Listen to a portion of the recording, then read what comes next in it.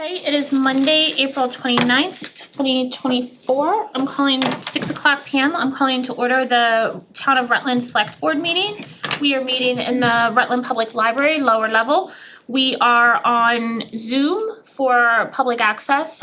We're in person. We're also being live streamed for local access cable as well as recorded for re-airing on local access as well as YouTube and our other social media outlets. We are a 4-member board tonight. 1 member is absent, and all 4 of us are in person.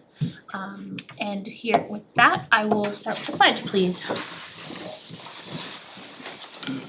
I pledge allegiance to the flag of the United States of America and to the republic for which it stands, one nation, under God, indivisible, with liberty and justice for all.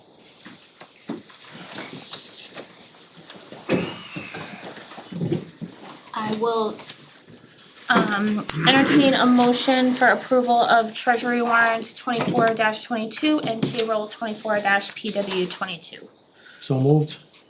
A motion, is there a second? Second. Motion and a second. Austin, anything of note? This warrant includes our last school assessment for Wachusett, Thank you. and obviously we're getting close to the end of the fiscal year, so. How much was that, Austin? The remaining of the school assessment, Yeah. just about 3.8 million. That's what we owed? Yeah. And that's what we paid? Yep. Okay. Well, minus the ARPA allocation, so we have about $100,000 left in that line item. Okay. Thank you. Any other questions or comments? Hearing none, roll call, Harry. Second, aye? Ledger, aye. Galvin aye. Whitman, aye. We have a few sets of meeting minutes to approve.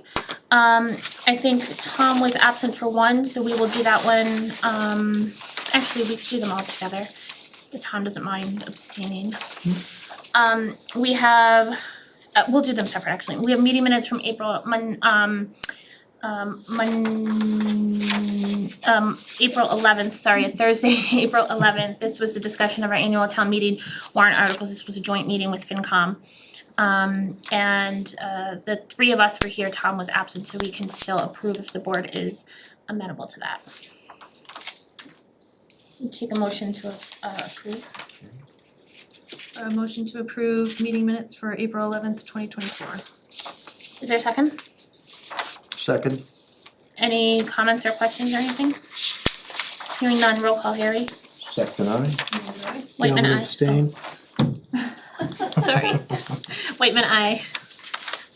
We have the regular scheduled meeting minutes for the April 16th meeting. This was our regular scheduled meeting. Everyone here was present, so I would entertain a motion to approve these regular meeting minutes. Make a motion to approve April 16th, 2024 regular meeting minutes. Second. Is there any questions, comments, concerns? Hearing none, roll call. Second, aye? Ledger, aye. Galvin aye. Whitman, aye. And we have the executive session meeting minutes from that same night. I would, because this is an ongoing situation, I would recommend approval without release at this time. So moved. Second.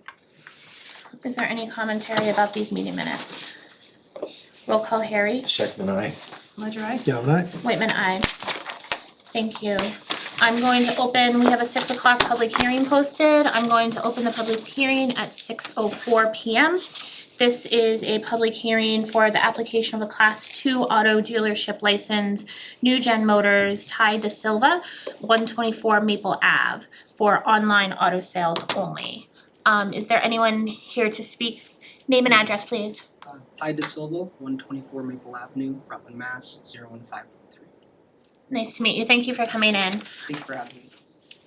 The board is in receipt of the letter from the planning board from Mr. De Silva, as well as commentary that the planning board approved a minor home occupation for the property.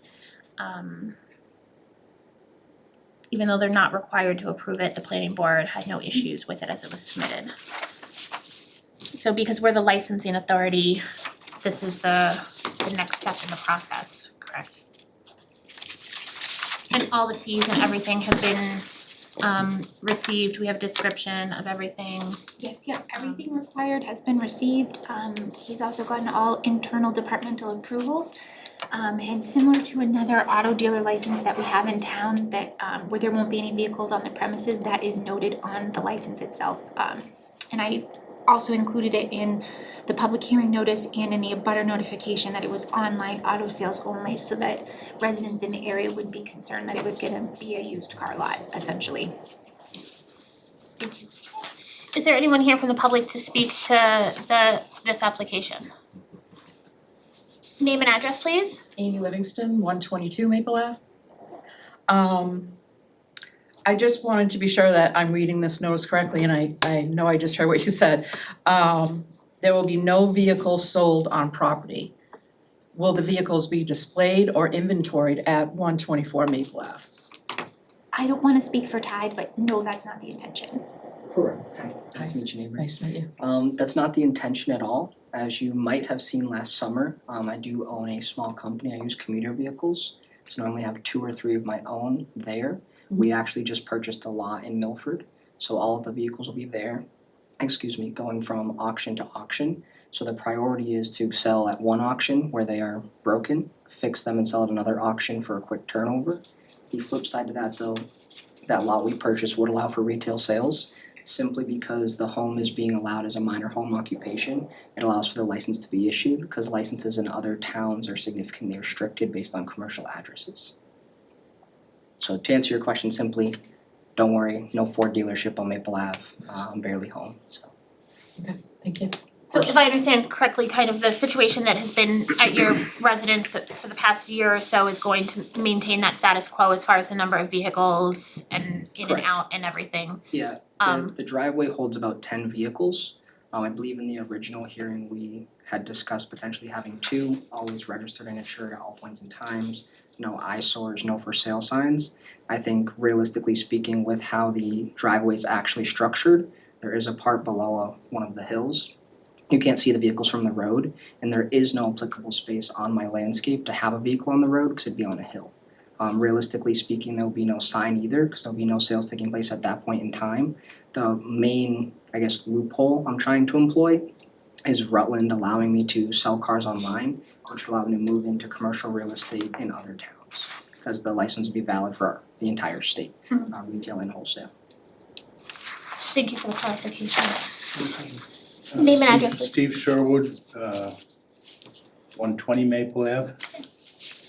How will the cars get onto your property and how will they get off? Well, of course. Hi, neighbor. They wouldn't be going on and off the property, so I own a tow truck. That tow truck will pick it up from auction A, move it to auction B. That's the online sales portion of the car dealership. And then the license is simply being issued at my address to allow me to pursue commercial work elsewhere. So there will be no vehicles sold, worked on at my house. I don't have the tools or equipment to do that there. Sold or worked on, but not stored either. Not stored either, no. It would be a waste of time and gas to bring it from Framingham to Western, respectfully. Thank you. So, I mean, it sounds like, I appreciate your concerns because that was some of my questions also as far as the amount of vehicles that would be present, and if they would be registered or unregistered or anything of that nature. So it sounds like everything that would be there would be registered, Yes. licensed, insured, registered, Yep. at your residence now, and so it would really be kind of the vehicles that are moving, that you're utilizing in the day-to-day. Correct, it'd be a commuter vehicle. There'll be no vehicles on site for sale or to be looked at or test driven. Reason I can guarantee that is last year I worked under someone else's license and there was never, to my understanding, an issue reported to the town with how I was functioning. And those vehicles were on that premises at that time. On the flip side to that, that address itself is only being used to issue the license. All commercial work. I love Rutland, but there's really not a big drive-through for commercial business on Maple Ave. Obviously, I understand the concerns, and I don't know if the public is aware of a minor or major home occupation. A minor home occupation has to use a specific amount of the home and the driveway, so that way it allows the neighbors to maintain their environment that they purchased at. A major home occupation will be changing that environment.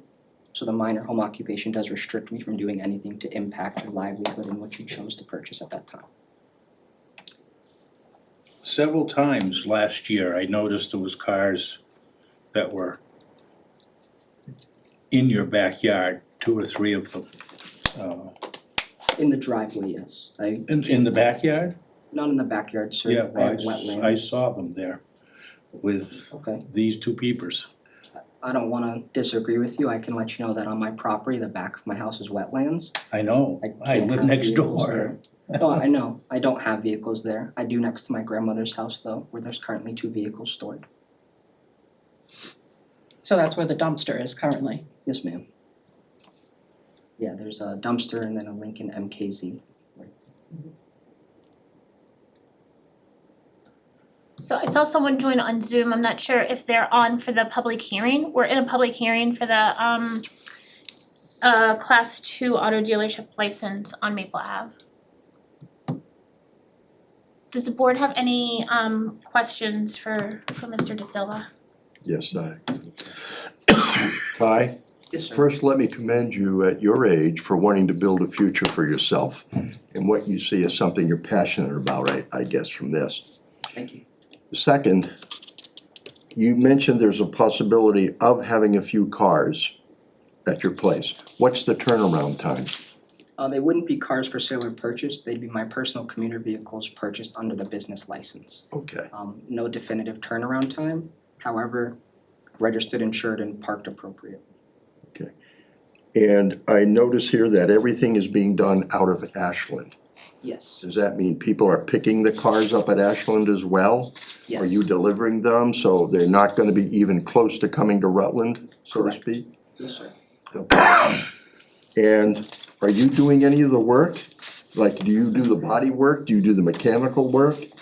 I can, but I don't. It just is easier to pay someone, so I have more time to facilitate the business. Just trying to get a grasp of your professionalism in doing this, that's all. In Okay. terms of having somebody that does it, if you don't have the skill set, that's great. Yeah, we work with a couple local shops. I can provide references if you need to review them, where the vehicles will be stored, maintained, and worked on, just to provide validity to them not coming to Rutland. Okay, great, thank you. Thank you. Is there anyone else for public comment or additional public comment for the application before the board? Does the board have any, does the board feel comfortable issuing a decision? I have one question. Sure. Do we have any recourse if we start to see vehicles? So my understanding would be the recourse would be through the zoning officer, the zoning enforcement officer.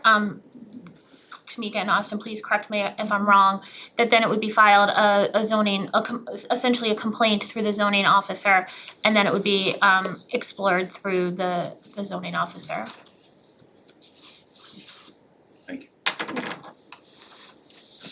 And Tamika, you did say that the license does state online vehicles, online sales only. Okay, so Yep.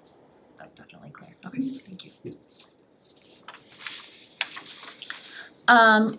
Is there any other conversation? Otherwise, I would entertain a motion to close the public hearing. I'll make a Motion to- motion to close the public hearing. I'll second. And roll call. Second, aye. Ledger I. Calvin, aye? Whitman, aye.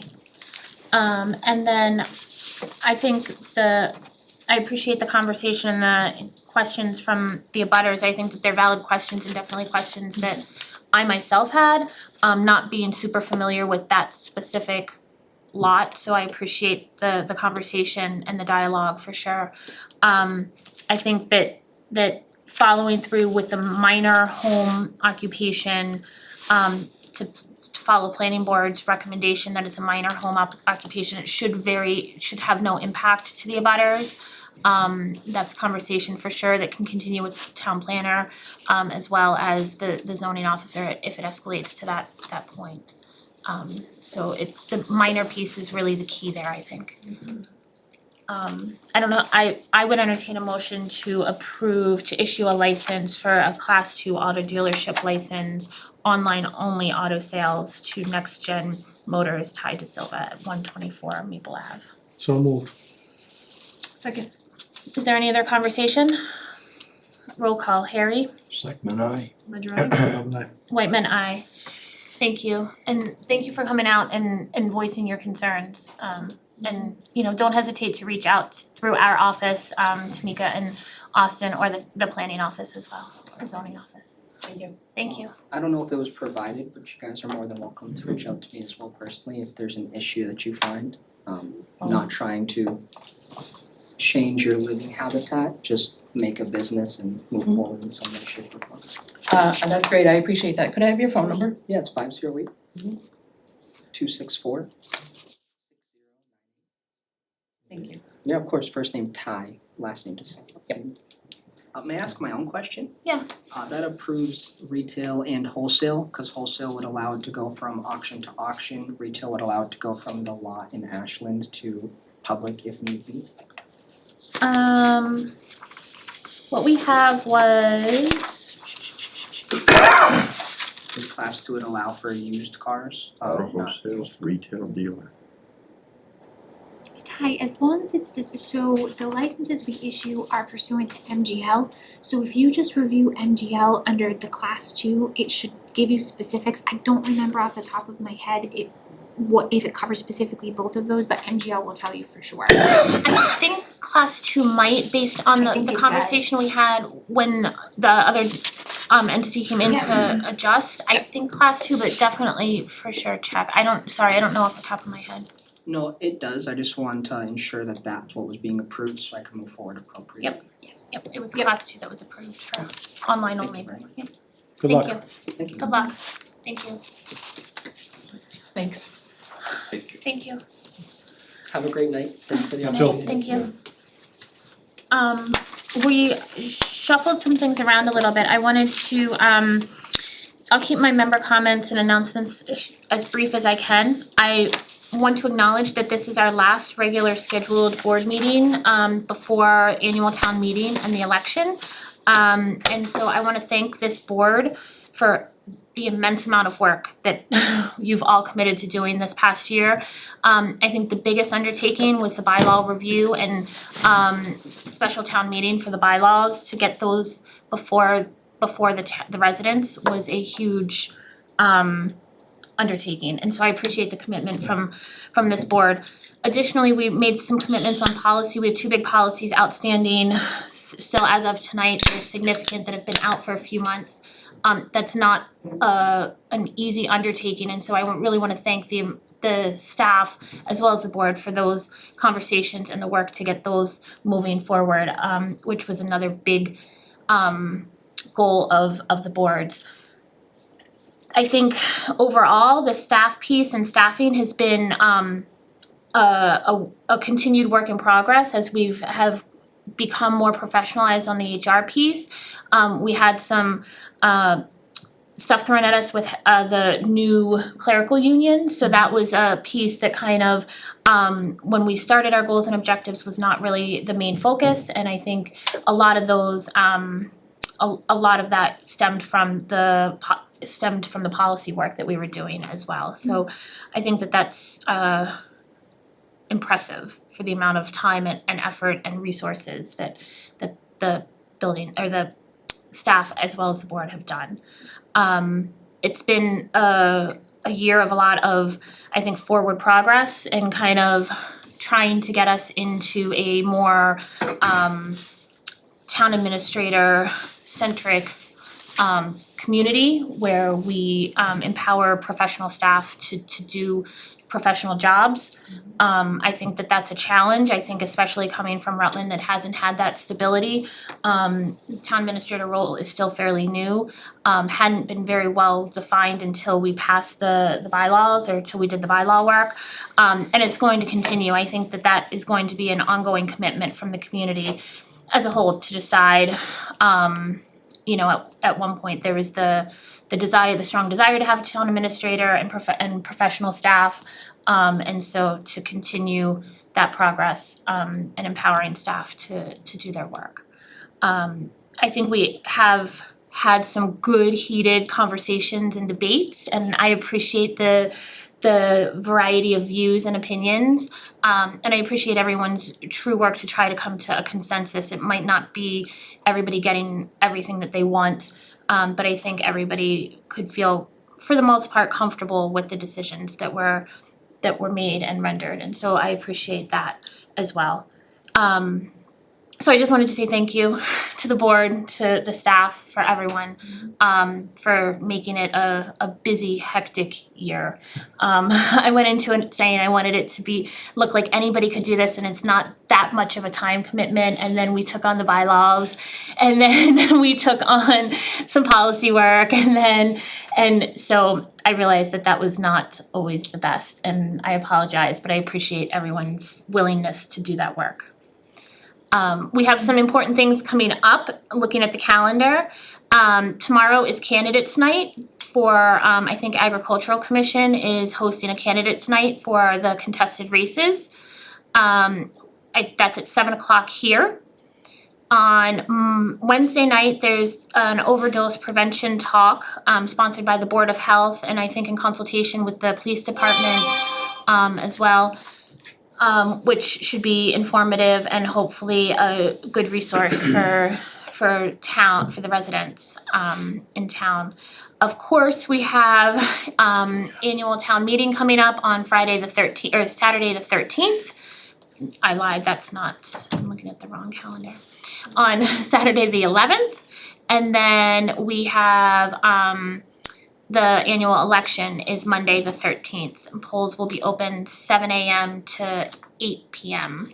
I believe. I think the polling places should be the same as they were previous. There will be one precinct here in the basement of the library.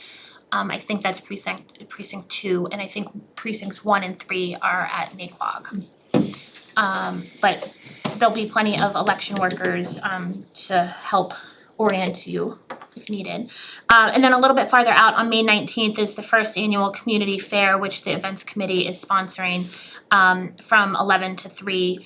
And I believe that's also aligns with the historical commission has. No, that's the day prior. I was gonna say on the 18th, I think Central Tree and the Historical Commission have events going on as well, so that's going to be another busy Historical weekend. Society.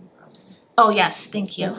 In my head, I'm thinking society. Unless there's No. something that we didn't cover. No, it is the society, it is, you're Okay. right, yeah, sorry.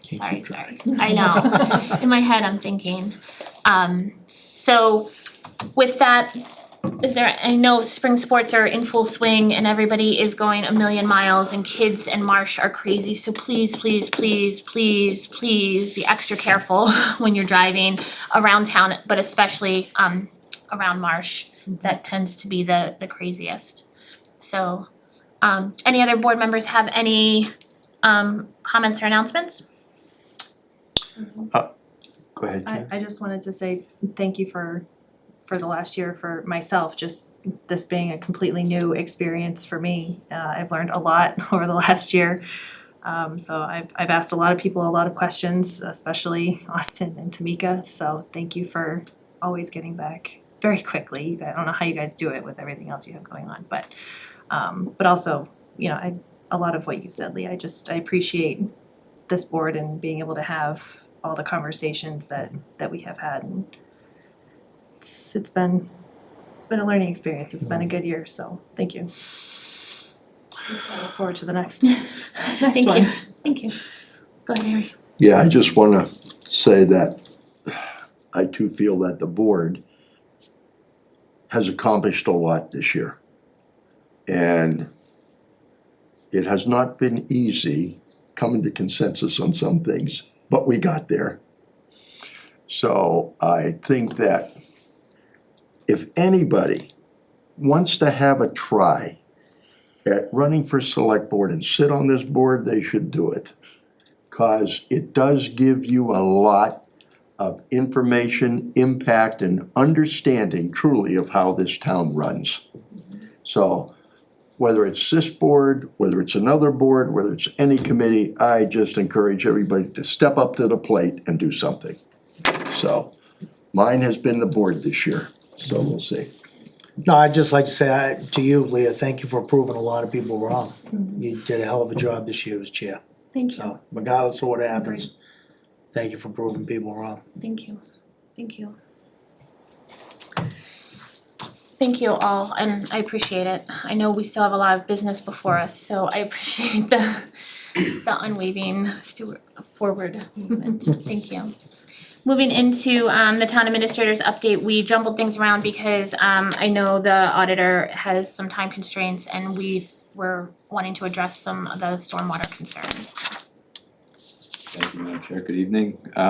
Before I begin, just also wanna congratulate the board on a productive year and thank you. It's been a pleasure in my first year working alongside each of you. Gonna jump right into it. This is our first year with Roselli and Clark Associates.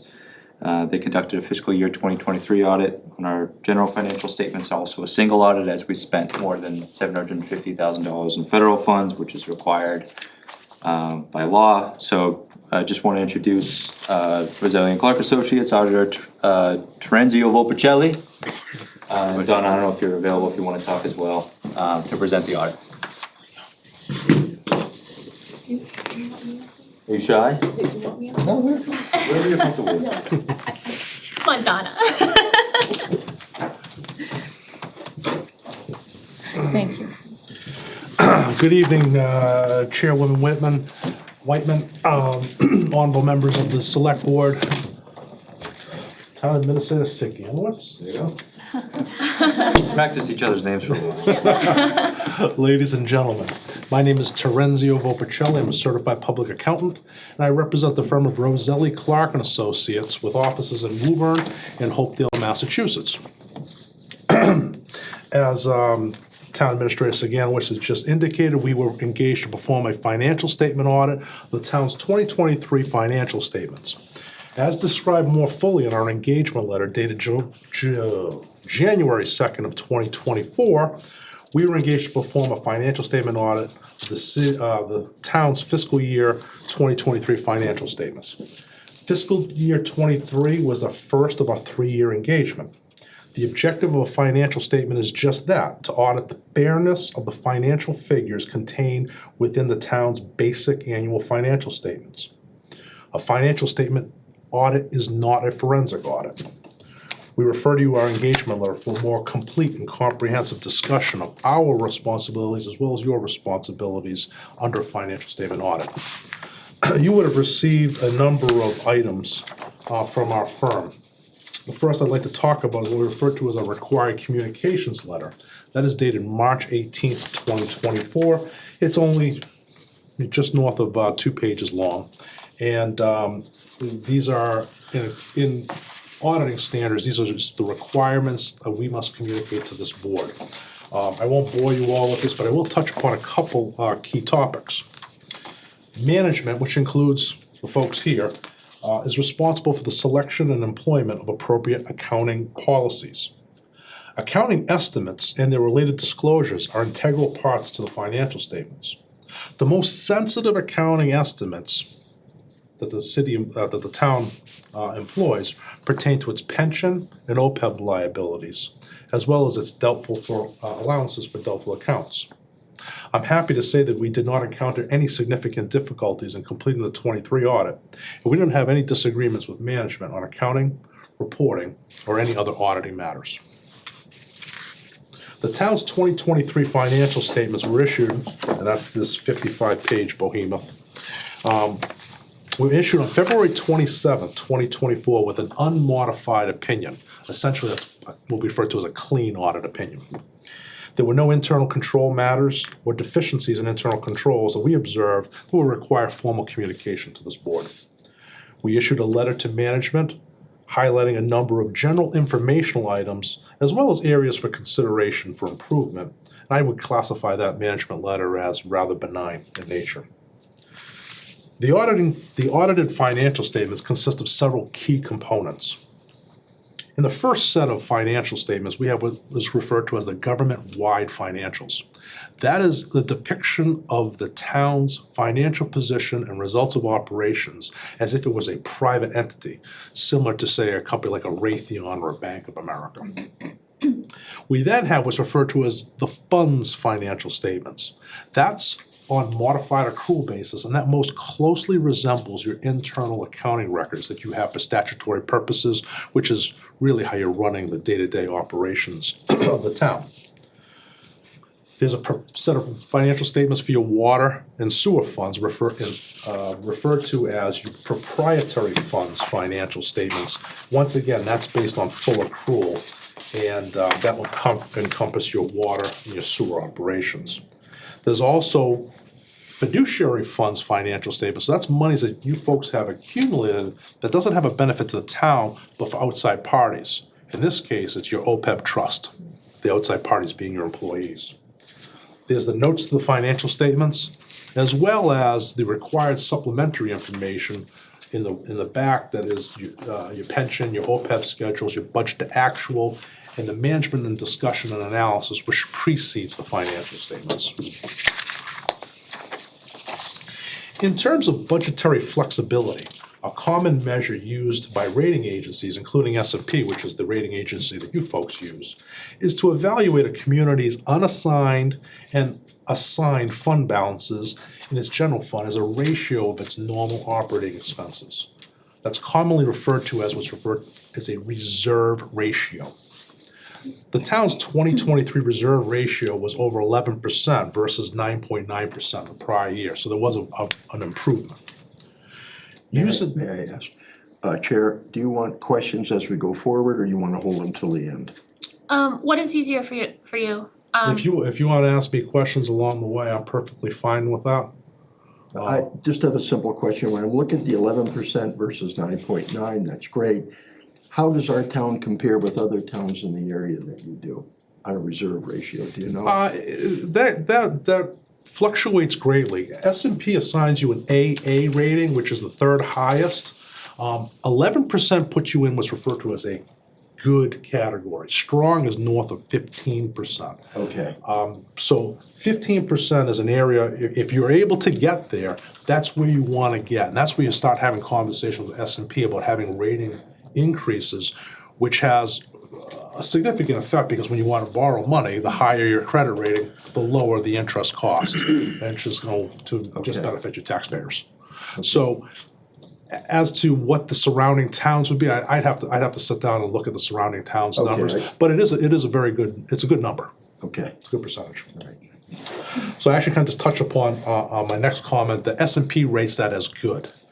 Strong is north of 15, and I'm told that they're really kind of pushing that up to about 18% these days, although they have not formalized that in paper.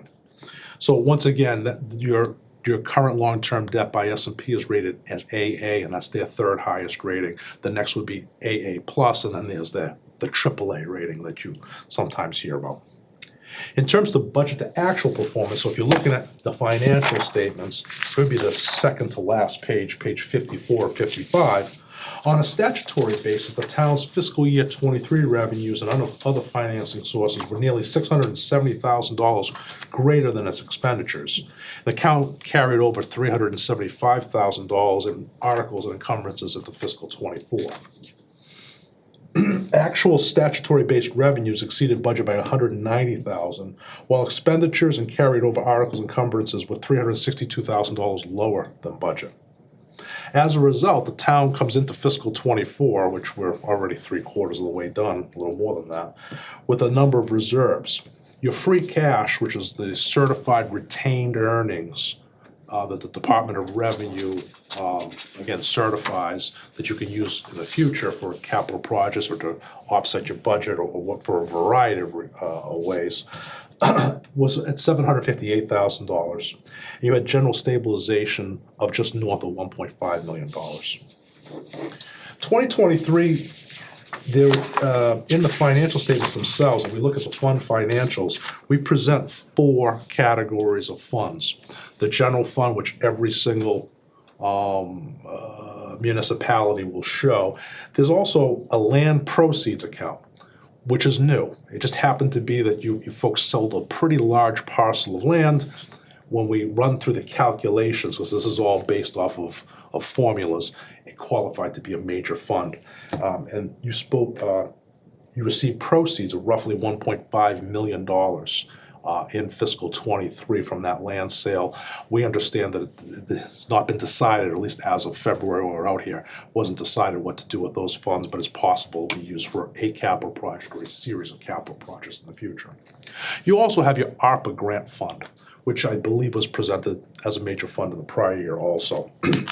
That ARPA grant fund is currently carrying over $1.2 million into fiscal year '24. I'm sure you folks have had a lot of conversations about ARPA over the last couple of years, but I want to make sure we speak very frankly here in this group, in this room. ARPA funds must be fully obligated by December 31st of 2024.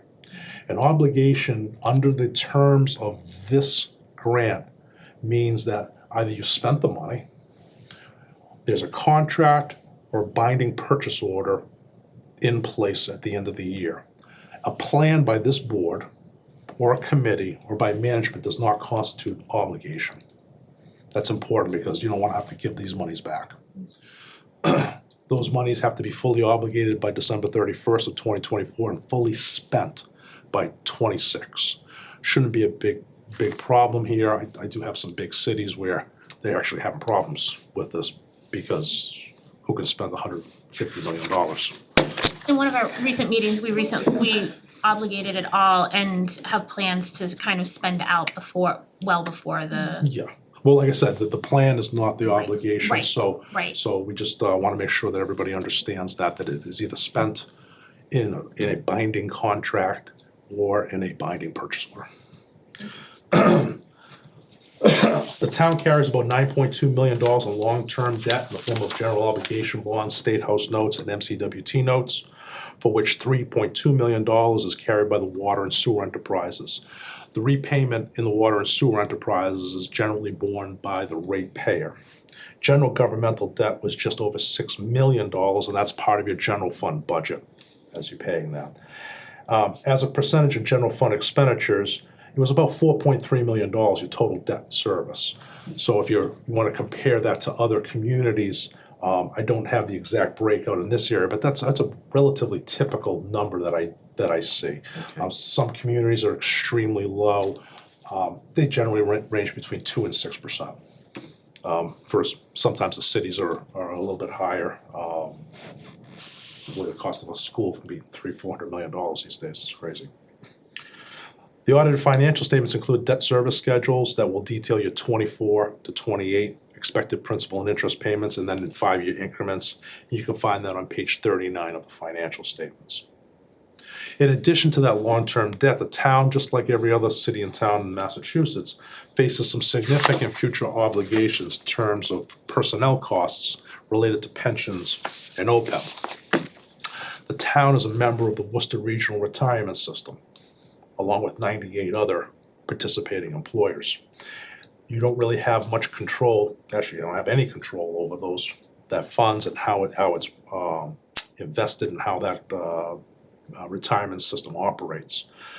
Based on the most recent valuation, which was as of 12/31/22, the Worcester Regional Retirement System was only 48% funded.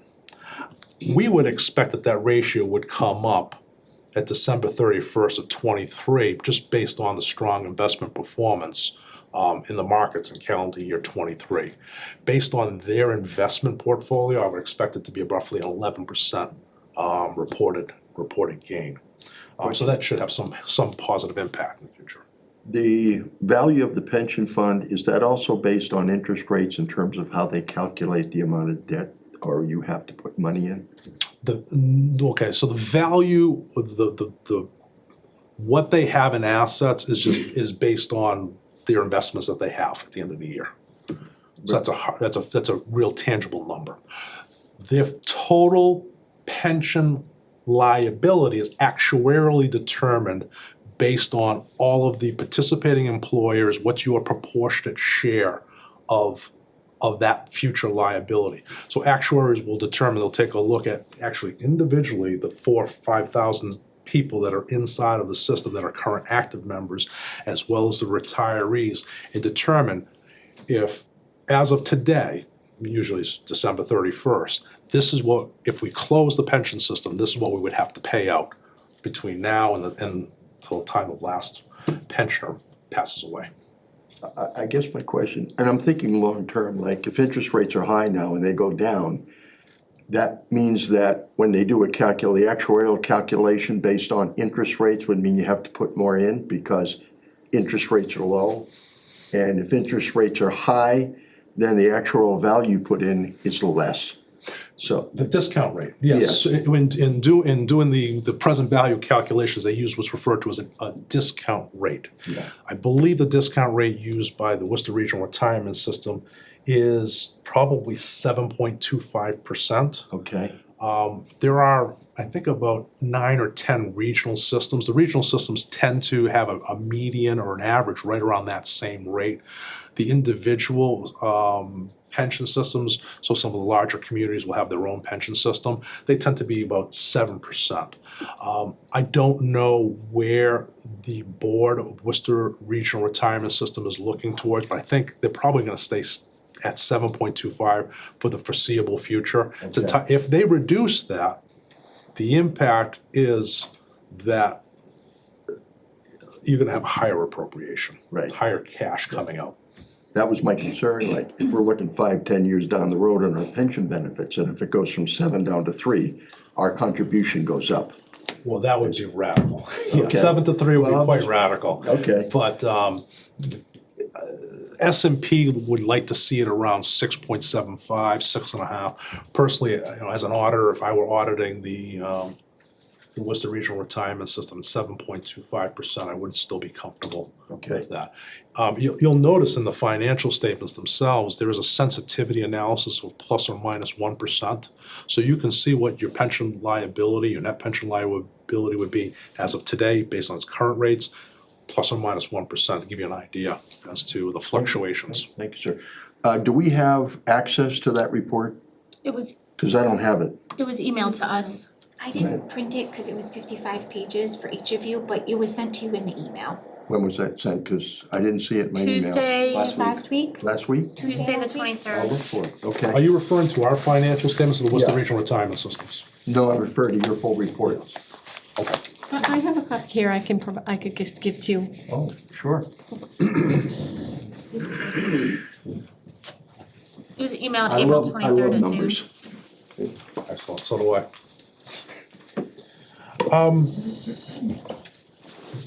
So moving on, the next large liability would be the OPEB plan. I'm sure this group, your prior select boards have talked about OPEB at quite a length. You folks have actually accumulated assets that represent 8.5% of the total OPEB liability, which in benchmarking this community of its size versus others is probably slightly better than average. Again, the cities tend to be quite low. The smaller communities tend to be a little bit higher because you don't have as many employees. It's a lot easier to put that money aside. So again, your actuary as of June 30th to 23 had estimated that to be about 8.5% funded. You've accumulated $596,000 towards that liability.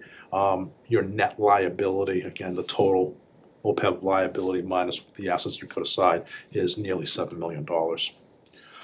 Just want to touch upon a couple of final items here. We're going to remind the town to be diligent against phishing scams, adhering to adequate network security. These are the areas that actually keep us up at night. We did spend time with the treasurer's office to discuss with them because that's the group that's going to get hit with the phishing scam. They're the ones who are controlling the money to identify some of the red flags, some of the common schemes that we've been seeing. Finally, I'm pleased to report that this was our initial year of audit and it actually went quite smoothly with the assistance of the finance and management team, and the previous treasurer is no longer with us, but provided some spectacular assistance, we were able to complete both the financial statement and the single audit with, before March 31st, which I don't know when the last time you folks had that happen, so it was, it worked out quite well. That concludes the formal portion of my presentation. If there's any questions, comments, or concerns, I'd be happy to address them. Very nice, very nice. Just, I think for kind of the future boards and current administration and future boards and staff, I think for the board's information, there's some informational items, findings and recommendations that should really kind of be looked at and considered, and I think some of it is working through the process / policy side of things, but also there's been significant constant turnover in some key departments that I think has created some. And again, one of the reasons why, if you look at that first commentary that we have, it's that turnover, that, you know, when we take a look at what we call the fraud triangle, that creates an opportunity for municipal theft, because realistically, you're not really having fraud in contracts or whatnot. There can be some things done on the side, but when it comes to the actual accounting side of things, it's really theft that can happen. And when there is change of guard, and has been somewhat consistent, that creates an opportunity. We remind folks here that, you know, we're on site for 4 days. You know, you folks are here for 52 weeks out of the year. You're in the best position to notice if Dawn all of a sudden shows up in a Ferrari, even before that she was driving a Toyota Corolla. You know, I would never know that. These, you know, just to be cognizant of red flags that are out there. So that was like kind of some of the first commentaries, and the rest of it, most of it was informational type items. Thank you. I do have a question, probably more for Austin. Based on any of the recommendations provided, I mean, I'm sure you're still going through all of this, but do you have any plans on implementing anything based on the recommendations? Yeah, so just my first comment is I'm happy I parked my Ferrari at Town Hall.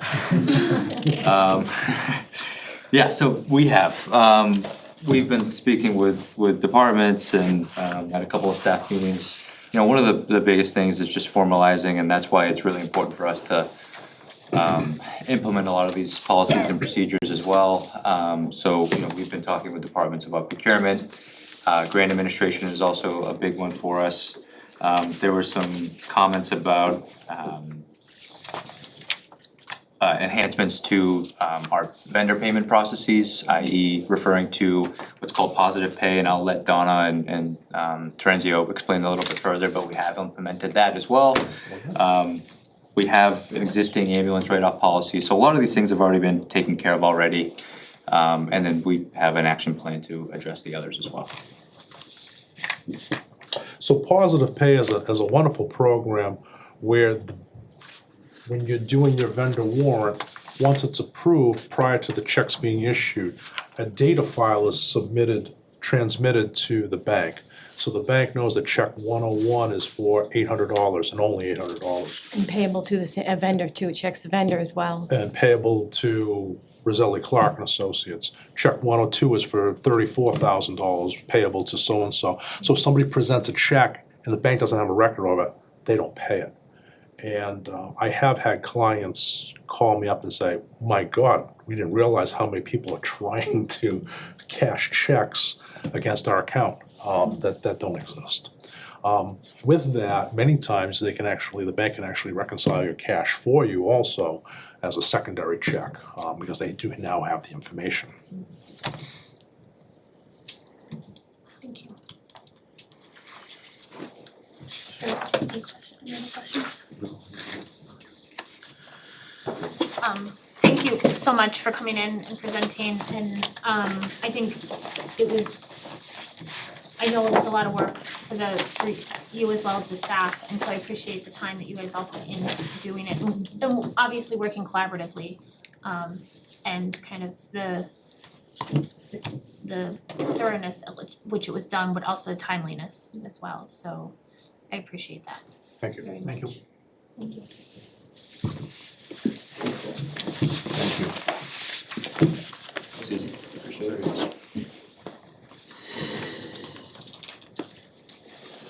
Thank you. Appreciate it.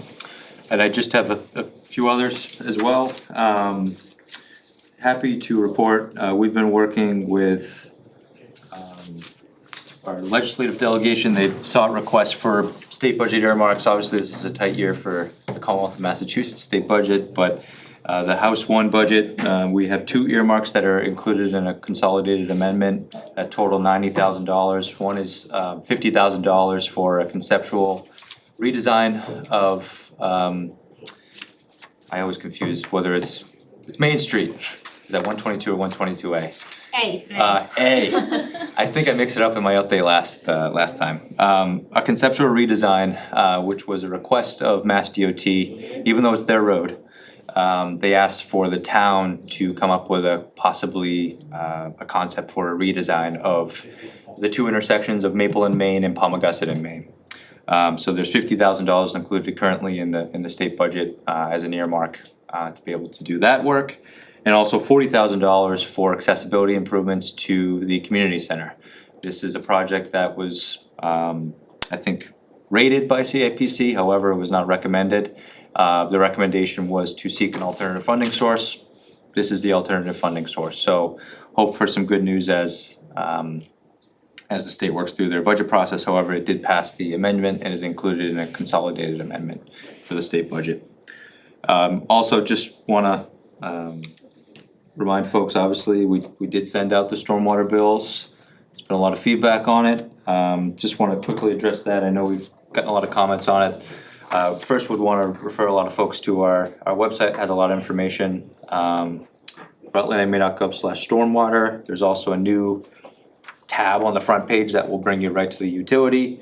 Just a reminder, this is a fee that was established to ensure the town is in compliance and has a reliable funding source for our stormwater requirements for our federally required MS4 permit. Of $40 per developed parcel, which the developed parcel definition means you either have a structure, a building, or some sort of impervious surface, whether that's a parking lot, whatever it is, on your property.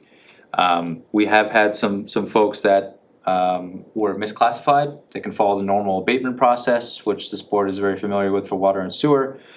We have, I think at least a couple of people say, hey, I don't have anything on my property, so just means that their property was classified incorrectly in our system, so we'll fix that as well.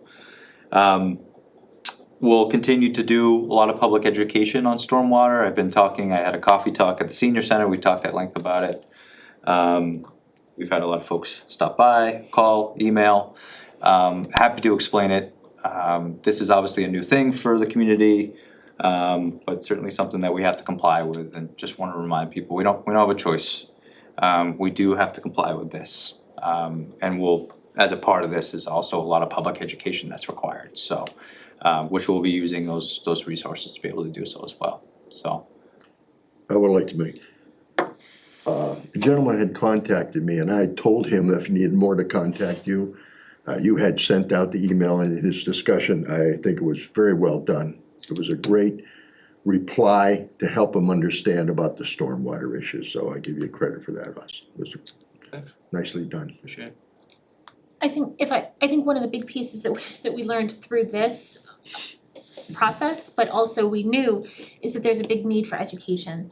And that's one of the requirements, as Austin mentioned, through EPA and DEP, is education. So utilizing opportunities for education, whether that's public information sessions, the cost of mailing something to everyone's home is cost prohibitive, unfortunately, to do on the regular. So if we can maybe, as a town, be more mindful of when a group or an entity or bills or something are going out, and if there's anything that can be added. Obviously, the weight concern with the postage is there as well, but to try to capitalize on existing avenues as well as I was just gonna say, I think that's I'm not sure if the general public is just not aware that they can sign up for email blasts when we do add things, or where to find things on the website, if they even go to the website to find these things.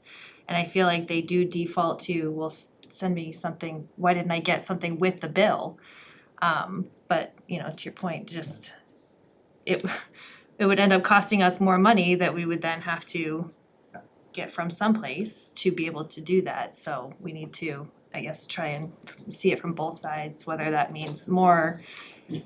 Everybody seems to be on social media, as we've seen with all the comments on this lately, so maybe more social media education.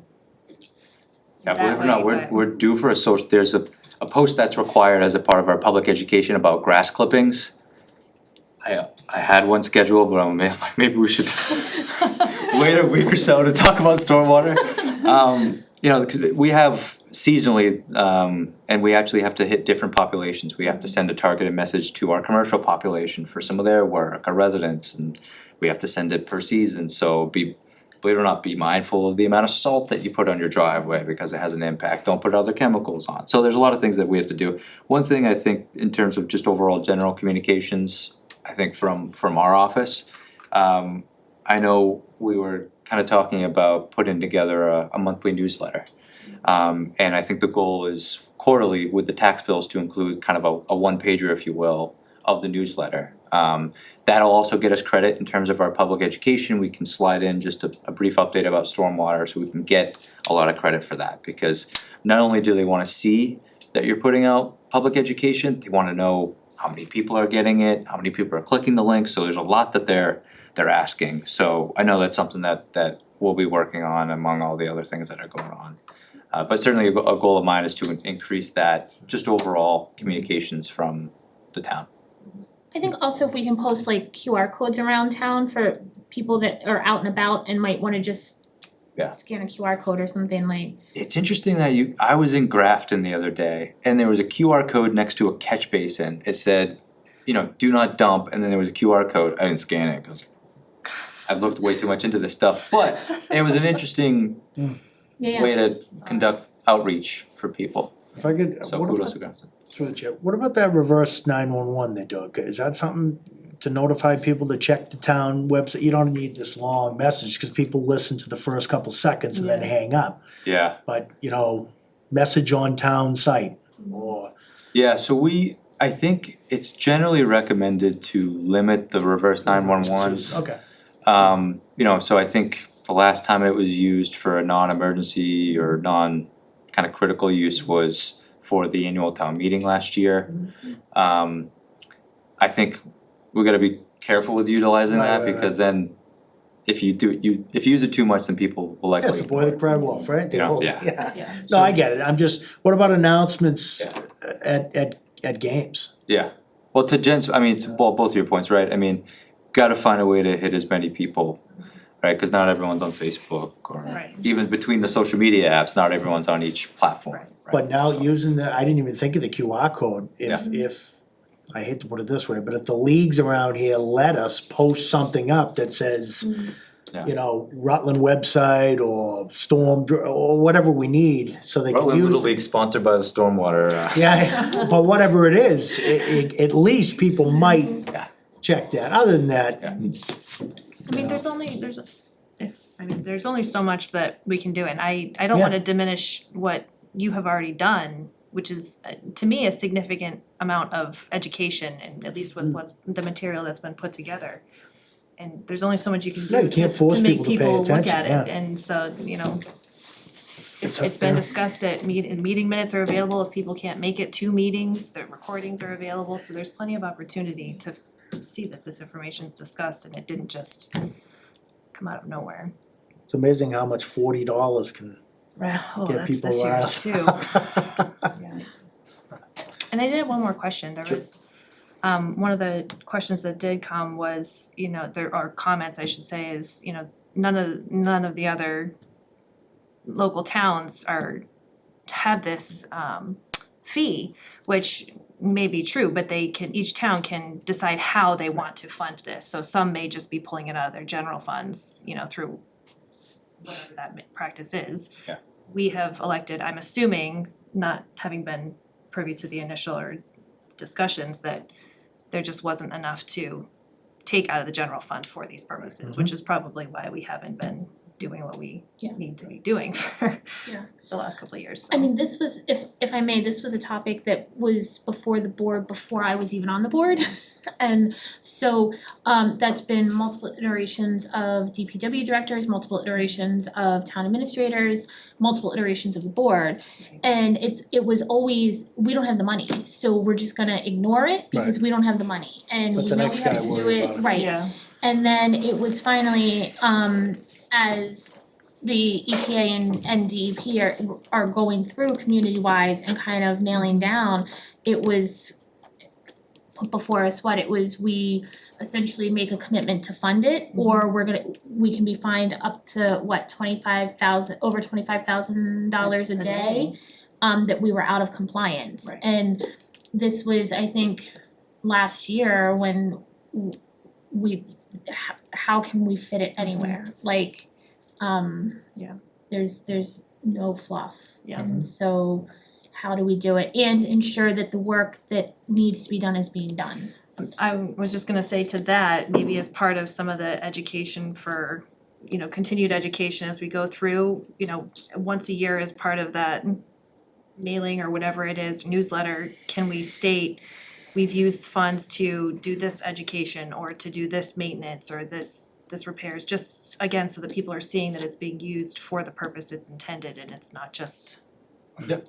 I mean, I don't know where they think we would be spending it. Yeah, and and that's all, a lot of that's required, just in terms of, we have to report all of the activities, Yes. right? So how many times did you street sweep, where did you street Right. sweep, how many times did you clean the catch basins, and we have to provide documentation for all of that. So, but just on your point on financing,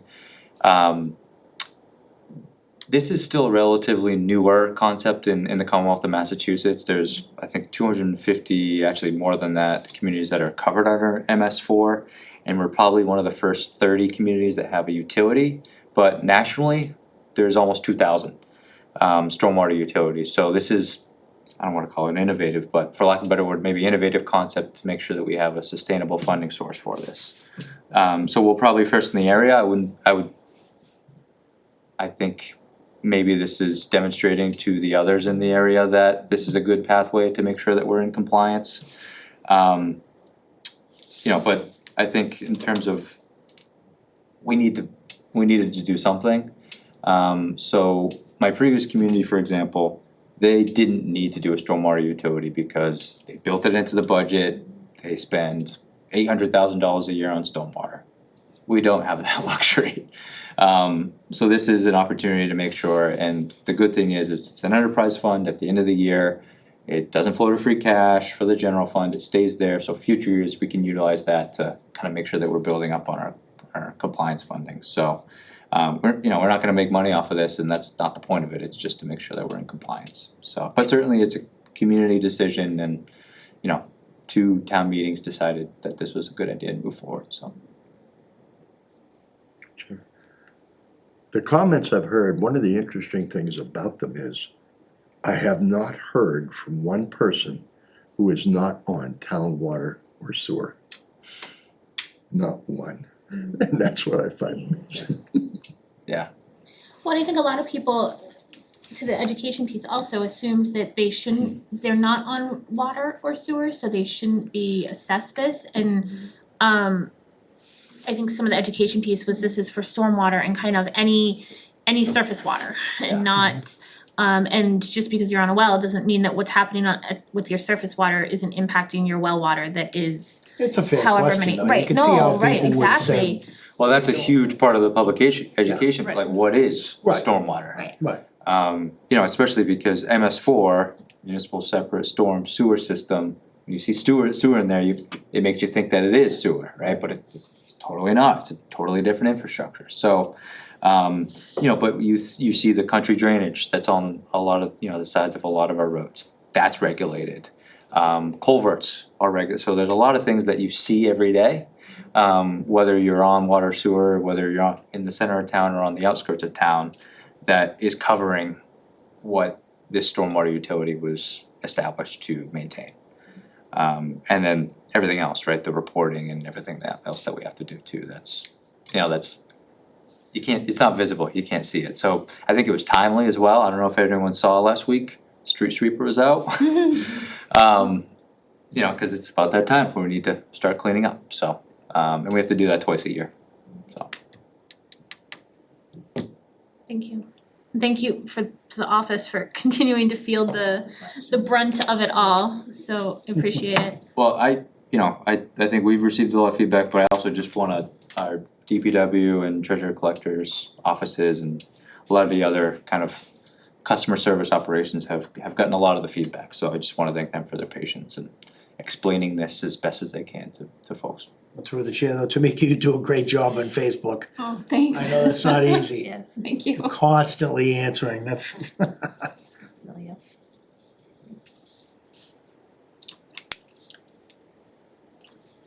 Did you have more for your, That's it, I Update. wanted to keep my update Okay. brief, yep. thank you. Does anybody Oh, have any? and I have one more, we did, the finance team, myself met with representatives from DOR on Friday. I think partly as was kind of mentioned in the audit discussion, there's been some turnover obviously in our the finance team position, so they wanted to introduce themselves to members of the team. Also gave us an update on some things that are going on at the state level. So we had an opportunity to kind of talk about some of the proposed legislation, some changes in general law as well. And then they also just wanted to see what was going on, so we told them about stormwater. And actually, I think we got some kudos from them for that as well. So that occurred and I think we're in a good spot. We'll meet with them again in the fall as we go through the tax recap process. Thank you. Does anybody have any questions for Austin? About his report or anything else? No. Thanks, Austin. We'll move into public comment. We kind of shuffled things around to see, to move the auditor around and do the stormwater. Is there anyone here for public comment? I see someone on Zoom, but I'm not sure. No, you're not, okay. Alright. Moving into old business, we have the personnel policies and employee handbook that the board was, I think, first provided at the May 4th meeting, and then we've had Ally and Austin go through it a couple weeks, different meetings with us. And we had asked anyone that had questions or concerns or anything to sit down with Austin in hopes that we could look towards adoption of them tonight. So I'm not sure if anybody has any questions, comments, or anything. Austin, I'm not sure if anything came out of the past 2 weeks. No, Madam Chair.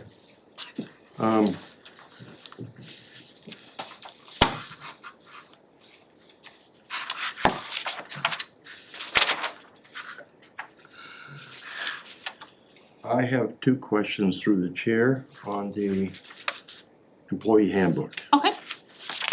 One is regarding section 7.9 harassment.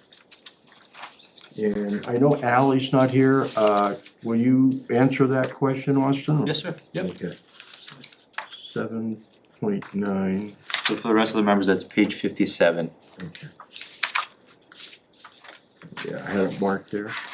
And Austin, is this a new policy or was this one of the ones that had already been in existence? Yeah, so there was language that was in existence, I think this formalized it into its own policy, and then there was some language in compliance with state and federal law as well. Thank you. Under section 4, policy, Yes. I am reading harassment based on race, religion, national origin, sex, disability, or sexual orientation is unlawful and prohibited in operations of the town of Rutland. Being my age, I don't see anything there about age for harassment. Is that because it doesn't exist or we didn't put it in? Certainly exists. I think that's part of I think that's, first of all, it's a constitutional, issue as well. We can certainly put age in there, it's probably just an omission on our part. You know, I pick up on that kind of stuff. Yep. You know. So that was the only question there. And then on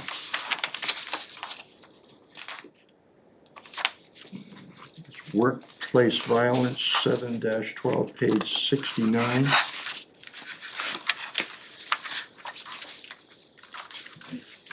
And again, Austin, is this one that Page was 69. in existence or? Yeah, so this was an existing policy that was just formatted differently to fit this new policy format. And I think this was an existing one of the very first ones, like 2015 or I think, right? I mean, Yeah, in the broad-based policies, yeah. Actually, it was on page 70, and it's 1, 2, 3, 4, 5, 6th bullet down. I'm reading here through this, in the middle of chemical and inert sprays. Does that include like pepper spray for personal protection? Are we prohibiting our employees from carrying pepper spray for their personal protection?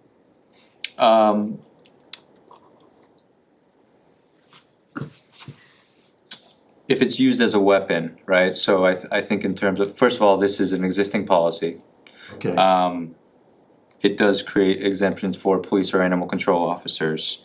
But this is also a policy that if it's used for violence and aggression purposes.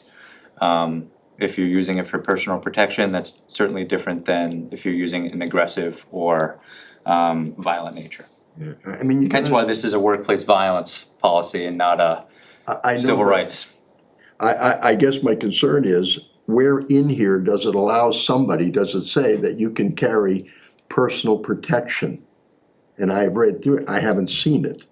So the only place it refers to it is right here. So that was my concern, that I don't want an employee to get in trouble. Because, so is there a latitude? How do we, if somebody's carrying it, how do we adjudicate them, if you will? Yeah, so it does provide exemptions from some of the language down below, right, on you know, if you have any of these possession of a weapon, for example, a lot of these things you need to be licensed through your local community or any other agency, right? So as long as you're following the compliance of whoever you're licensed through, and it just instructs you to work with the police department on, if you're an employee of the town of Rutland, making sure that you're doing so in a professional way that also allows your rights to still be secured. Okay, I just want to make sure they're safe, you Yep. know, employed. Yep. I mean, we're talking about, in a very extensive way, workplace violence. And I'm just concerned that the employee has a way to protect themselves against workplace violence. Absolutely. Okay, and the other, okay, so this wording was taken out of existing policy. This wording that's here was taken out of a current policy that we have. The board in 2015 adopted. Okay, Yes, it was, I think it was literally the exact same, all that was changed was the formatting. It was not to fit in the formatting of everything else. Okay, None of the then- verbiage changed at then I all. guess I have to ask, well, not ours, what was the bird's, designed to discharge some type of a projectile? That could be a slingshot. I'm going, where does this end? Yeah. At what point? And it's a knife. If I have a plastic knife that I'm eating with, it doesn't discern between plastic or regular, it just says knife. Is that considered workplace violence because I have a knife? Well, no, This no, I is mean- where, and it's not us, we adopted this, I'm just trying to say, how do we really be fair to the employees? Yeah, well, I think it's also the conduct, right? So, Okay. so, you know, Tamika and I eating what would you use a knife for, salad or whatever, is totally different than using it in a violent or aggressive nature in attacking Okay. someone, right? So, Okay. you know, we're also talking about conduct, and that's, I think, very clearly demonstrated in how the courts have adjudicated these kind of policies as well. Okay, And policies such as this are not uncommon in many places of employment. There's workplace violence policies, and we have a never-ending changing list of things that are required or need to go through metal detectors or whatever. So unfortunately, this was in 2015, but unfortunately in today's day and age, it seems that things are tightening even more. Yeah, And and you know, again, to the example of like the slingshot, for example, I think, I don't think we're gonna tell people you can't have a slingshot, but if you're using it as a weapon in a violent nature against members of the public or other employees, certainly. You know, there's also, I know that some communities have started to regulate employees' use of lasers because they were using it against airplanes and helicopters and police patrols, so they had to put lasers in there, those little toy lasers, so when you have an example of an employee doing something they shouldn't, utilizing a tool that allows them to be able to do that, that's where you end up getting lasers and slingshots and some of these other things that wouldn't normally, to your point, Harry, you wouldn't assume would be included in that. But I know weapons are defined as, so this is defined as a weapon. And the possession or use of a weapon at any time of work by an individual other than sworn in line of is strictly prohibited. So possession of pepper spray is strictly prohibited because that's considered a weapon. So I'm trying to figure out, how do we protect our employees? How do they protect themselves? The Yeah, police are, yeah. you know, Again, 10 through minutes their away. normal means of securing or utilizing those things, right? So I can't have a gun if I'm not licensed to do so, right? So,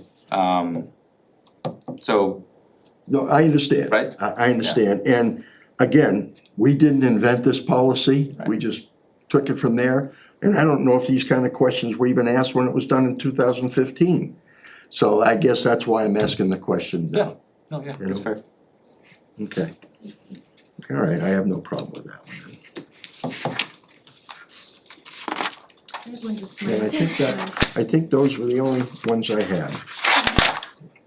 Just double check. not related to any of the content, but I know there were a couple of sections, like the numbers didn't match up or were missing, were those all rectified? So we're gonna go through just one final to make sure it all looks good. There's also some things that are referencing policies that have been moved Different around, numbers, so we wanna make sure that the overall content looks good Content for you is okay, folks, and then okay. we'll clean it up and then distribute it to the employees. Perfect, thank you. Actually, can I skip back? I apologize. Yes, sir.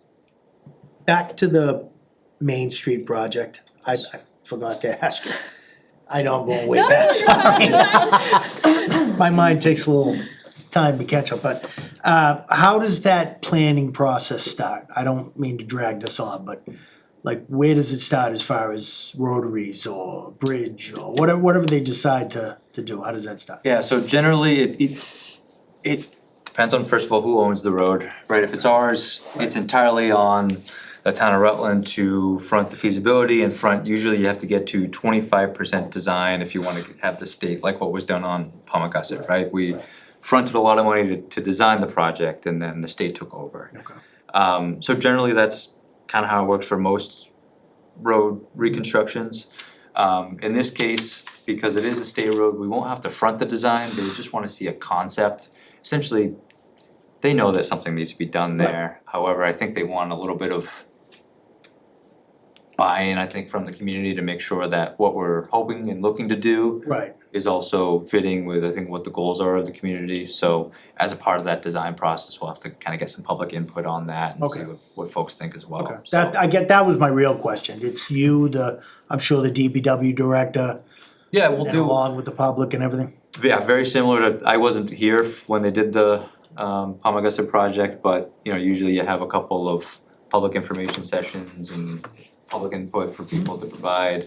You have an email to provide comments and the consultant or whoever, the engineering firm will provide those concepts to the community, for the board and for the rest of the community to consider. Okay, thank you. I just kinda wanted to get that out. But this is also, especially if we get this earmark, this will also supplement that feasibility, the corridor study from the Regional Planning Commission, so this will, I think, dovetail nicely between those two initiatives, and we can really provide the state with a solid, this is what we think you should do for your road.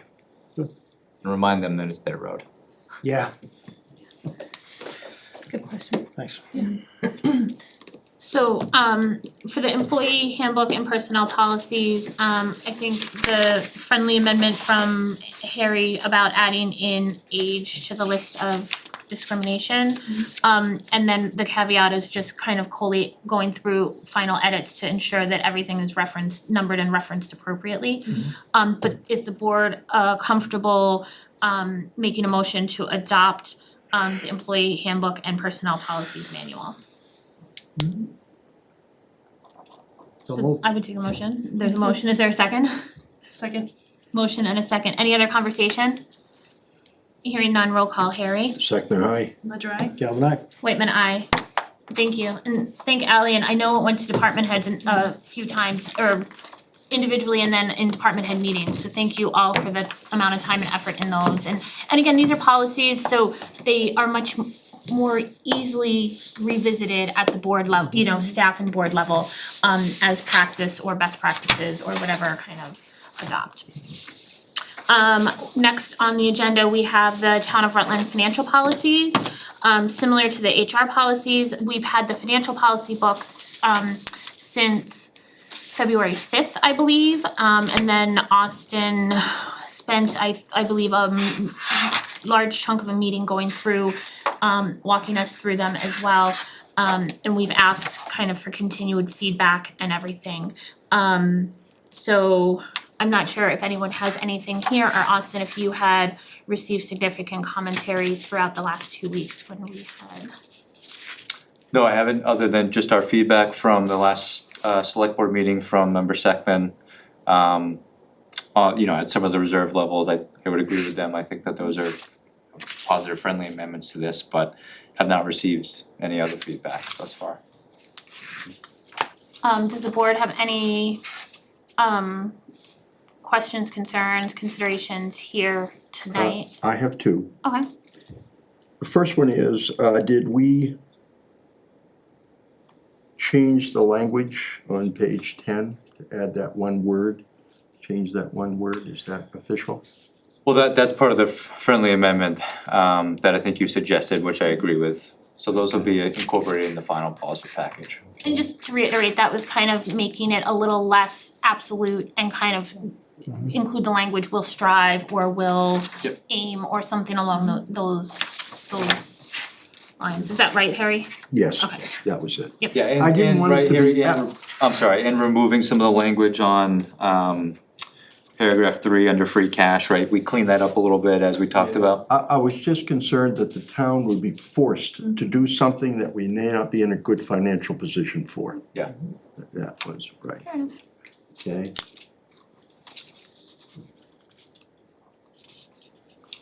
Did you have something else? Yes, I did, I'm going through here.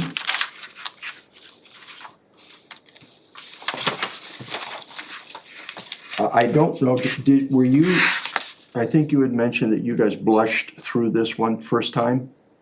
Austin walked through it with us, I thought it was the meeting after he presented them to us, I think the meeting on February 5th, you presented them to us, and then that would have been the following 2-week meeting, whatever that was, 19th or around there. I think it was that meeting that Austin kind of sat down and walked us through the big each topic as well as the purpose, and why it was important piece, but if you have. Yeah, I have one here and it kind of threw me off a little bit because I wasn't sure how this was set up, but it's under disbursements on page 30. Applicability and scope, where the town administrator is approving the disbursement expenditures with select board as backup. I have a very big concern for that, giving him the, because I find nothing in Mass General Law or anything, so I would ask, where is this coming from? What law takes that responsibility, which is statutory by the select board, and transferring it to the town administrator? Because I have a big concern for that. I have no problem with us signing it and you as backup. Yep. But to have you do that when everything I've read and gone through seems to fly in the face of this. So, other than that, I'm pretty comfortable with it. I just have a problem with this one. So I think that this is one of those, and I think we talked about it a little bit even last meeting as far as the signing of the warrant when we're at off meetings and everything for treasury warrant and payroll. And I think that this is one of those delegatable tasks and as a way to provide modernization in government and streamline of meetings. I think it's a recommendation that a number of communities are moving towards. Austin, I don't know if you can speak specifically for the policy side of it itself. Well, go ahead, I'm looking up stuff here by Mass General Law that I need to quote that I can find here somewhere.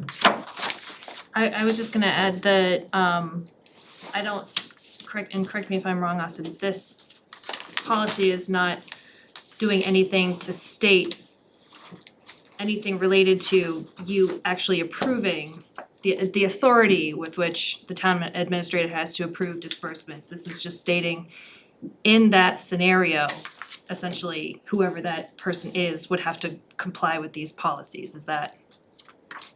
Yeah, I mean, they're financial management and operational policies, so a lot of these are just kind of talking about how we, for example, in this case, we call it disbursements, but it's Right. how we're paying people and for supplies and services. Certainly I think to the chair's comments, I think this, I think was a policy recommendation, certainly they're your policies to consider. I think in terms of the modernization of government, I think some of the bylaw discussions about the town administrator as the chief financial officer sort of also support some of these policy recommendations as well. This is a public document, the warrant. Anyone, including the select board, can come in any time and ask for any warrant, any bill, and examine the proposed expenditures.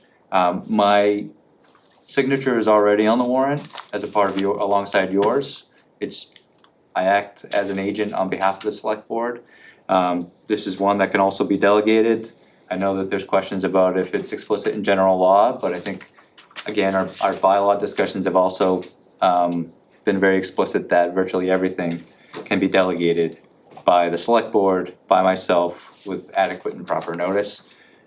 This proposed policy, the language here would be the select board delegating that publicly in the form of a policy. So, but of course, it's the will of the board. It's not a hill that I'm gonna die on, I just want a policy.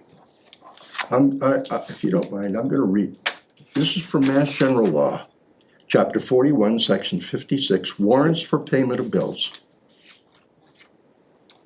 Unless something has changed, and I have another document that backs this up, the town accountant shall examine all such bills, drafts, orders, and payrolls, and if found correct and approved as herein provided, shall draw a warrant upon the treasury for the payment of the same, and their treasurer shall pay no money from the treasury except upon such warrant approved by the selectmen.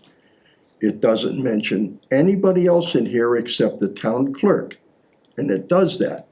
If there is a failure to elect or a vacancy occurs in the office of the selectman, the remaining selectman or selectmen, together with the town clerk, may approve such warrant. Now, if we're gonna violate Mass General Law, then I need to seek other advice, because that troubles me. This is Mass General Law, and I don't have a problem with the process. What I'm saying is, this board needs to abide by Mass General Law.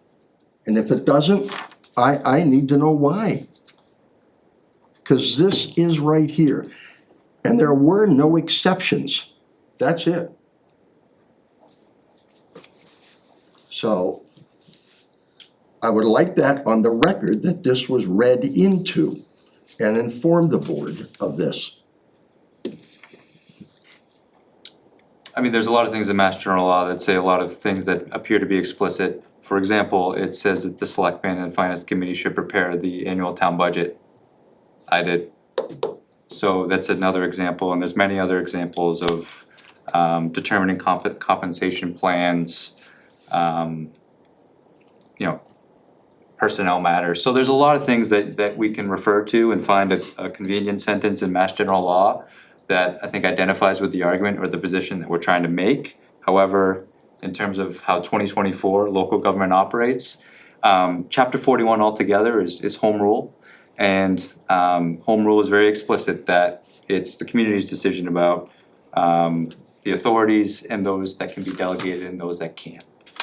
This is one of the many communities, even nearby communities, so if we wanna talk about our peers, nearby communities have done this exact thing. Again, I don't think this is worth having a further discussion. If it's the consensus of the board to take it out, I think we should. But I think we're gonna spend a lot of time talking about something that isn't And candidly I don't worth wanna talking either, about. I'm just saying that, for me, unless you have seen or can show me somewhere else in Mass General Law where this is an exception or it changes, it's not an exception, and it's the statutory responsibility of the board to approve the warrant that is submitted by the treasurer. So,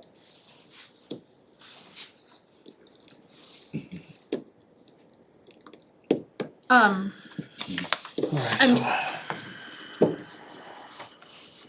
do you, I am amenable to taking it out until there's further conversation, or I know, again, this is financial policy, so it can be changed in the future. I'm just concerned for it right now. And if we can find exceptions, if we can find something in law, that's So, okay. can But I wanna abide by Mass General Law.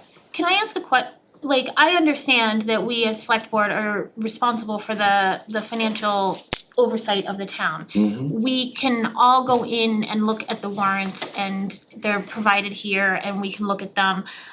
I don't know if any of us spend routine amounts of time going through the warrant. I can speak for myself and I do not. There are times that I go in and will look. When we get the reconciliation from the accountant, I do go through to see where we are budget wise and see if there's anything of concern in that respect, but I'm not going through and looking at every bill and reconciling that to every payment. And so I guess my question is, why is that such a strong piece of the select board's in power or control for the day-to-day work of the town, if we're not actually sitting down in a meeting or outside of a meeting and going through the warrant? Why, then I'll answer that, but I'm gonna ask you, why are you so against this Mass General Law? Why? Through the chair, can I say something, Mary? Yeah. In my opinion, I get it, but my opinion is we hired a town administrator to run the town, the day-to-day operations of the town. I think this town for decades, in my opinion, has been grossly mismanaged. And I think part of that is we haven't had a financial team, a full-time financial representative. And I don't think we're doing the town any favors by not allowing our financial professionals to do their job full-time. That's my opinion. Tom, I'm not debating his financial Well, I know, acumen. I'm debating Mass General Law. Right. And if you sit here in front of the townspeople and say, no, Mass General Law doesn't mean anything, we're gonna do what we want, then the town will have to accept that. That's all I'm saying. I wanna follow Mass General Law. Yeah. Okay? And if in the future we find that Mass General Law gets changed by the state or some other opinion comes out, I'm full bore in accepting that. But for right now, this is a concern of mine. I don't wanna be sitting here and say, okay, I'll go along with violating Mass General Law, whether other towns have done it or not. This is Rutland, and I think, based on this, we should follow this. But if you disagree, you tell the town, you don't wanna do this. Chapter 41, section 56, you're okay with not following what it says. And I think there's a lot of I've said it, I think the administrator has said it, there's a lot of instances where things in Mass General law are then delegated as the communities have professionalized across the state. More and more kind of roles and responsibilities, powers of different boards have been delegated and delegatable to the professionals that are in those positions that are. So I view it very much as a delegatable So you, piece of the work. all right, so in here, you found a reference that says this can be delegated. That's what I wanna know. You said it can be delegated. I don't see any reference to this. Oh, Harry, it's not within that specific general law, it's within chapter 41, which talks about the powers and authorities of cities and towns to be able to delegate, so. Because otherwise, you would have in every general law that talks about the powers and duties of cities and towns, you would have kinda like what was done in our bylaws, which was revised, or designee. Instead, it's in the overarching general provisions of general law that allows selectmen, mayor, city council to delegate authority to But- other parties. You know what, I will be comfortable if you can reference that for me in black and white in a document by the state that says that's okay, that the select board doesn't have statutory powers for final, and that statutory power can be. Harry, I just, Because Mass Municipal Association Select Board book does say that the select board has statutory powers. This is one of them. I don't know how I can be more clear than that, so.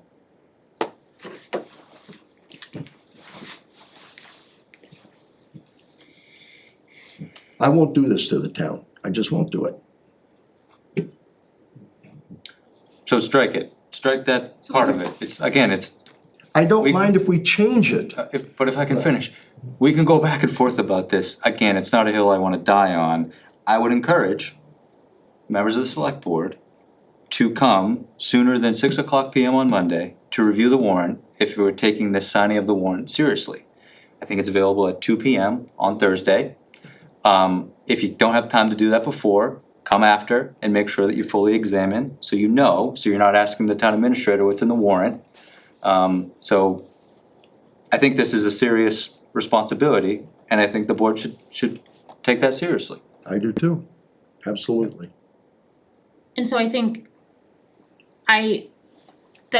we can strike it, that's fine. I think that the practice has not, in the time that I've been on the board, the practice has not been any select board member or members consistently sitting in and reviewing the warrant on a weekly basis, or a bi-weekly basis. Like I said, I fully admit, I will go in occasionally and look. I'm more likely to look at the reconciliation piece, and if there's anything that is striking or that I'm aware of might be coming up or something, I will go look for it, but I'm not going through and spending that time for that part of this board's responsibilities. I don't think that, I can confidently say that I don't think any other board members are doing that either. Well, I have been doing that until this came into contention, and then I stopped going in to see Tamika to get those papers so I could review them. So I'm not, I love going in there. I told you, I'm a numbers guy. I love to see things, so I have no problem going in there and looking at the documents. I have the time apparently, so. Well, and and it's fine, and I don't know why anything that came up would prevent anyone from doing that.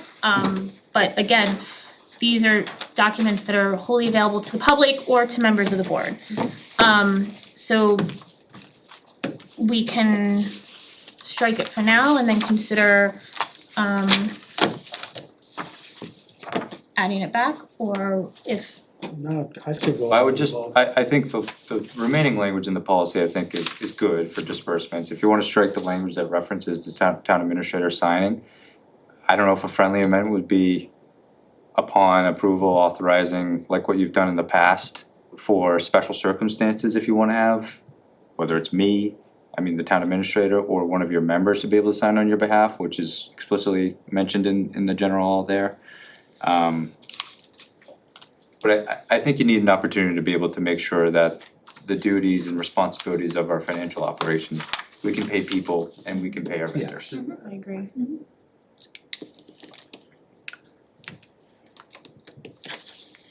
We need a motion So, to yeah, strike this, or a motion to approve it, right? motion to approve, but we don't need a I'll motion just, why don't we just say approve as amended, and the amendment would be, to strike out the applicability and scope, and then the policy. or just under- language referencing the town administrator signing the warrant.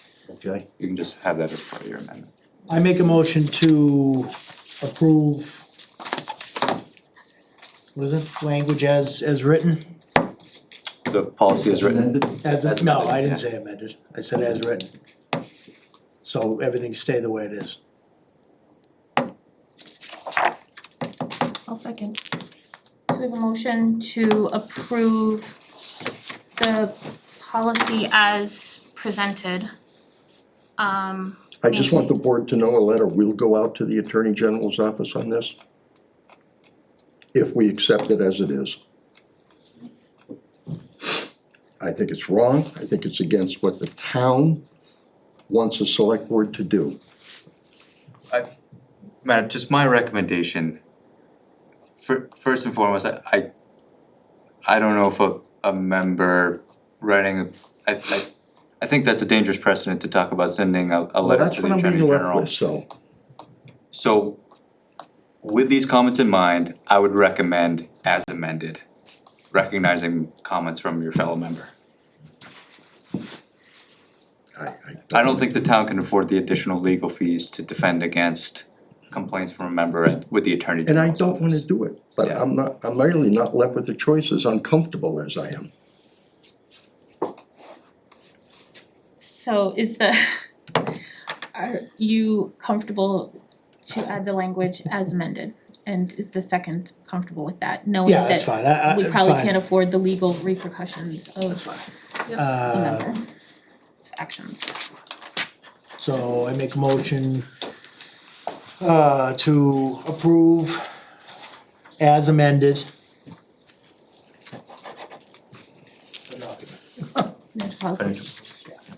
Jen, do you have a second for that? Second. Is there any other conversation? I just think that it's unfortunate that the board comes forced to have legal action taken against us by our own. I think it's members. unfortunate too that a member of the board is being forced to do that, Roll call, Harry, Second, aye. Ledger I. Galvin aye. Whitman, aye. Harry, it's a vote, nobody's forcing you, it's a vote. No, We took a vote. I did, I vote to the amended. You also threatened the board. I did not. I advised the It's all board. right. It's about the town. So again. don't tell me I threatened, Okay, because It's a vote, that's, Harry. that's a very It's a harsh, vote, Harry. that's a very harsh statement to say to another board member. Call the Attorney General's office, moving Okay, on. Tom, just because you don't like it, you don't have to file like a it. complaint. Moving on. We have the Community Preservation Act, discussion. We need to, for the warrant, we included the language around the, yes, my tongue is so tied tonight, exemptions. But we did not include a percent. And part of that was because we had not yet had any public, there was the boards and commissions public information session, but there wasn't any public, official public information sessions. Since our meeting 2 weeks ago, I believe AgCom held one public information session not this past Sunday, the Sunday before, afternoon, and did a Muffin Monday, I think, at the senior center, to kind of get a opportunity for our public input and conversation regarding CPA, but especially kind of the percentage. As a recap, the community, we will pick a percentage between 1% and 3% And that is the percent surcharge that the residents would see. Then anything less than 3% is eligible only for the first round of funding. Anything above, or 3%, not anything above, 3% is then eligible for subsequent rounds. There's 2 subsequent rounds of funding. At 3% communities are eligible for those subsequent round fundings as well.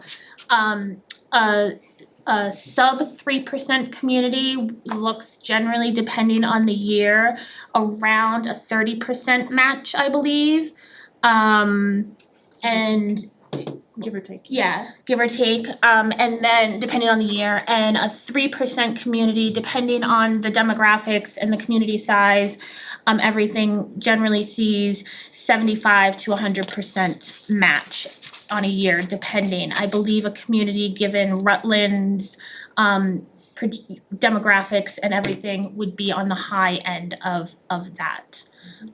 Jen, I know you have some more kind of information.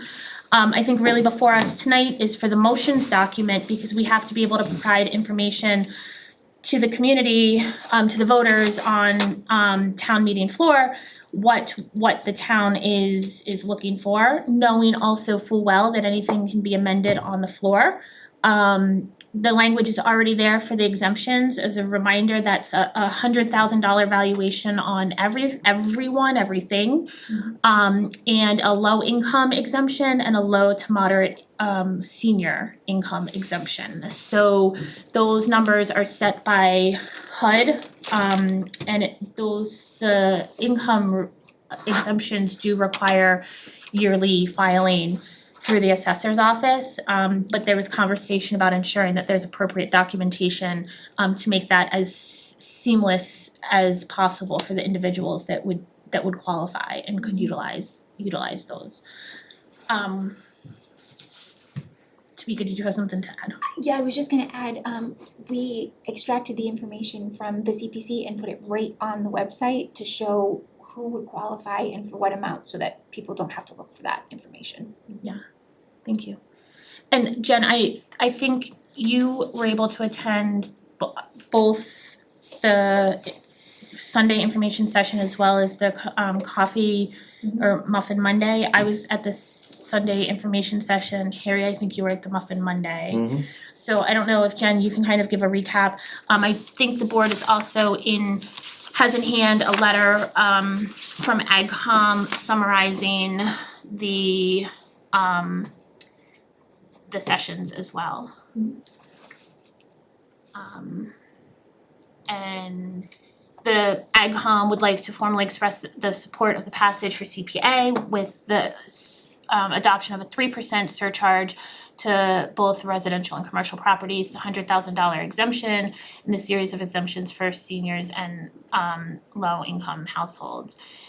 They feel strongly the adoption of a 3% surcharge would be of greatest benefit to the community of Rutland. If CPA had already been adopted for fiscal year 23, the state ranking, the CPA trust fund would have raised $400,000 from our community.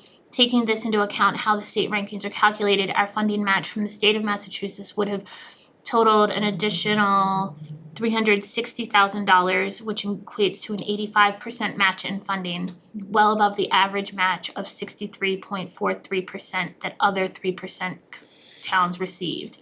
The CPA trust fund from fiscal year 23 would have already had a balance of $760,000 in funds that would be available for a huge variety of municipal projects, including upgrades to playgrounds and sports fields, much needed repairs and upgrades to historical buildings such as the Woodhouse, Town Hall in the old fire station, the acquisition of open space, low-income housing projects, and much more. We urge the board to adopt the 3% surcharge to guarantee that our community can reap the incredible rewards that this program has to offer. Sincerely, the Rutland Agricultural Commission. That was the letter from AgCom that I believe was in our packet. Jen, I don't know if you had any commentary. I can certainly add my commentary on the meetings that I attended, but not to put Randy on the spot, probably being the one talking about it the most. I don't know if you want to kind of give your general thoughts on how it was received and questions. So Randy Jordan, member of the Rutland Ag Commission, has taken on CPA. You know, I've enjoyed the meeting with a small number of people, but very, the people that came to the Sunday meeting in the afternoon, it was a small handful, but a ton of questions, a lot of positive things. And I think the thing that I took out of that was the lack of education of understanding what the program was. And once they understood what the program was and explained the ins and outs of it, is the comment came out of, why haven't we done this before? We're missing a lot of opportunities here of potential giving back to the community where things that were lacking because of shortness of funds that the townspeople don't have the ability to spend to do it. Went to Muffin Monday, which I thought you guys were all teasing me that I didn't realize it was actually officially called Muffin Monday. That was my first experience at the senior center with that many people of that vintage that were there. And I thought the folks were very receptive to it. There was a lot of familiar faces there that of people that I've grown up with in the past of it. I think they didn't know a lot about it either. We had to educate them, and there was some concern, and naturally the cost of people that maybe on more of a fixed income than someone of my age to physically do it. And I think they educated it, but I think the comment, the general structure coming out of there is they like the idea of having the ability to have some say on where the money's going in themselves. I've had numerous numbers of phone calls in regards to the CPA and a lot of positive comments of, yes, we should do this. The majority of the people with this, I can almost honestly tell you that I've had nobody call and say, hey, I'd rather do 1% than 3%. And it's because of the reinvestment of the state matching more funds because of the extra rounds that are going into it. Very few people have talked about the grant opportunities that we haven't been able to check that box off if we're part of CPA, and I think that's that's an area that we're gonna be able to capitalize on. We've all talked about having the ability to receive more grants, not just necessarily say CPA funds, but I think the other thing of being tied in to physically be able to do that. Overall, the experience has been very rewarding to me and the Ag Commission to show the support for CPA going forward.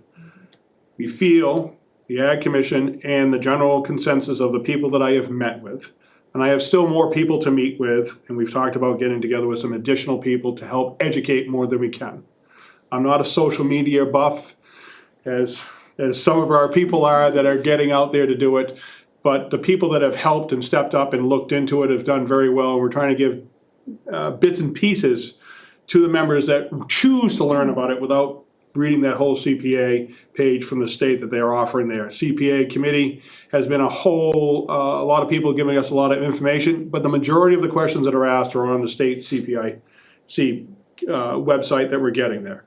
There's a lot of numbers there. I know Harry's the numbers guy and physically look at the numbers and do it all, but you can see what other communities are spending money on. I took 4 different communities that we're spending money on in the local area of what they're physically doing at. It stimulated some additional ideas of what we could do here in the town of Rutland if we had some money set aside. There's been a lot of time and place over the last 5 years that, hey, if we had money, we would have liked to have done this project.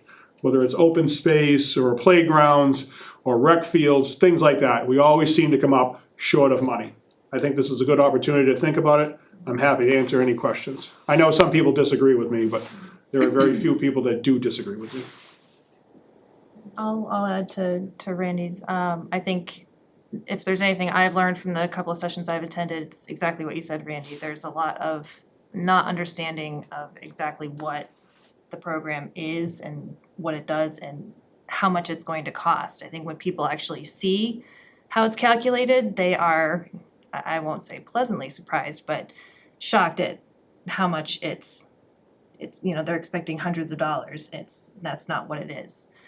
And it's, you know, being at the community center, I think there was also a lot of interest in how the money can be used for affordable housing. There's a big concern about the senior residents in the town that want to downsize, but it's not worthwhile for them because just to downsize, it costs more, if anything, to move into a smaller place. So being able to create some affordable housing, some 55+ communities, you know, within that that setting, that we could keep that way and allow those people that want to stay in town to be able to afford to stay in town and still have some of that money left over from the sale of their home. You know, it's a benefit for them, as well as, you know, creating some of those programs that we talked about, you know, with, you know, rental assistance or loan assistance, things like that, that we can do for, you know, some folks in that population. So I think there's a lot to consider. You know, I feel like we focus a lot on the open space and the recreation, and there's huge benefits for that. But there's also a lot that would benefit the senior community as well with this program that we wouldn't be able to do just through our town operating budget. I think one thing that's on the webpage, and thanks to Tamika and the office up there, they've done a great job of getting some of our ideas onto the website, and I thank you for allowing them to help us educate the public to do it. And I think you folks alluded to it a little bit earlier in tonight's evening about your $40, you know, stormwater management as a whole. I've received more phone calls on stormwater management of the $40 that they're talking about, but nobody is talking about or the concern of the $147 on average for a 3% CPA in the town of Rutland, right? Somebody said at that first Sunday meeting, I could just not have a cup of coffee for a week, for the whole year, and the $147 come out. My family can't go out to eat, of four of us, and go out for dinner for $147 if you're gonna have a drink for it. You know, it's not nearly as much money for some of us to do that.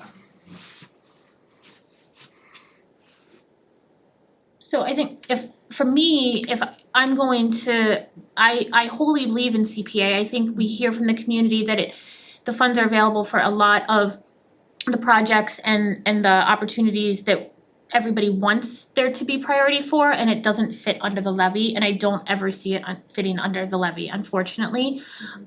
We've dedicated a lot of free cash to the things that CPA could cover, that then would free up free cash for other projects or to go to reducing on the tax burden, you know, as free cash for the budget or whatever. And really take, you know, reinvest in some of our buildings that CPA wouldn't qualify for, or our infrastructure that CPA doesn't, that the projects wouldn't qualify with CPA.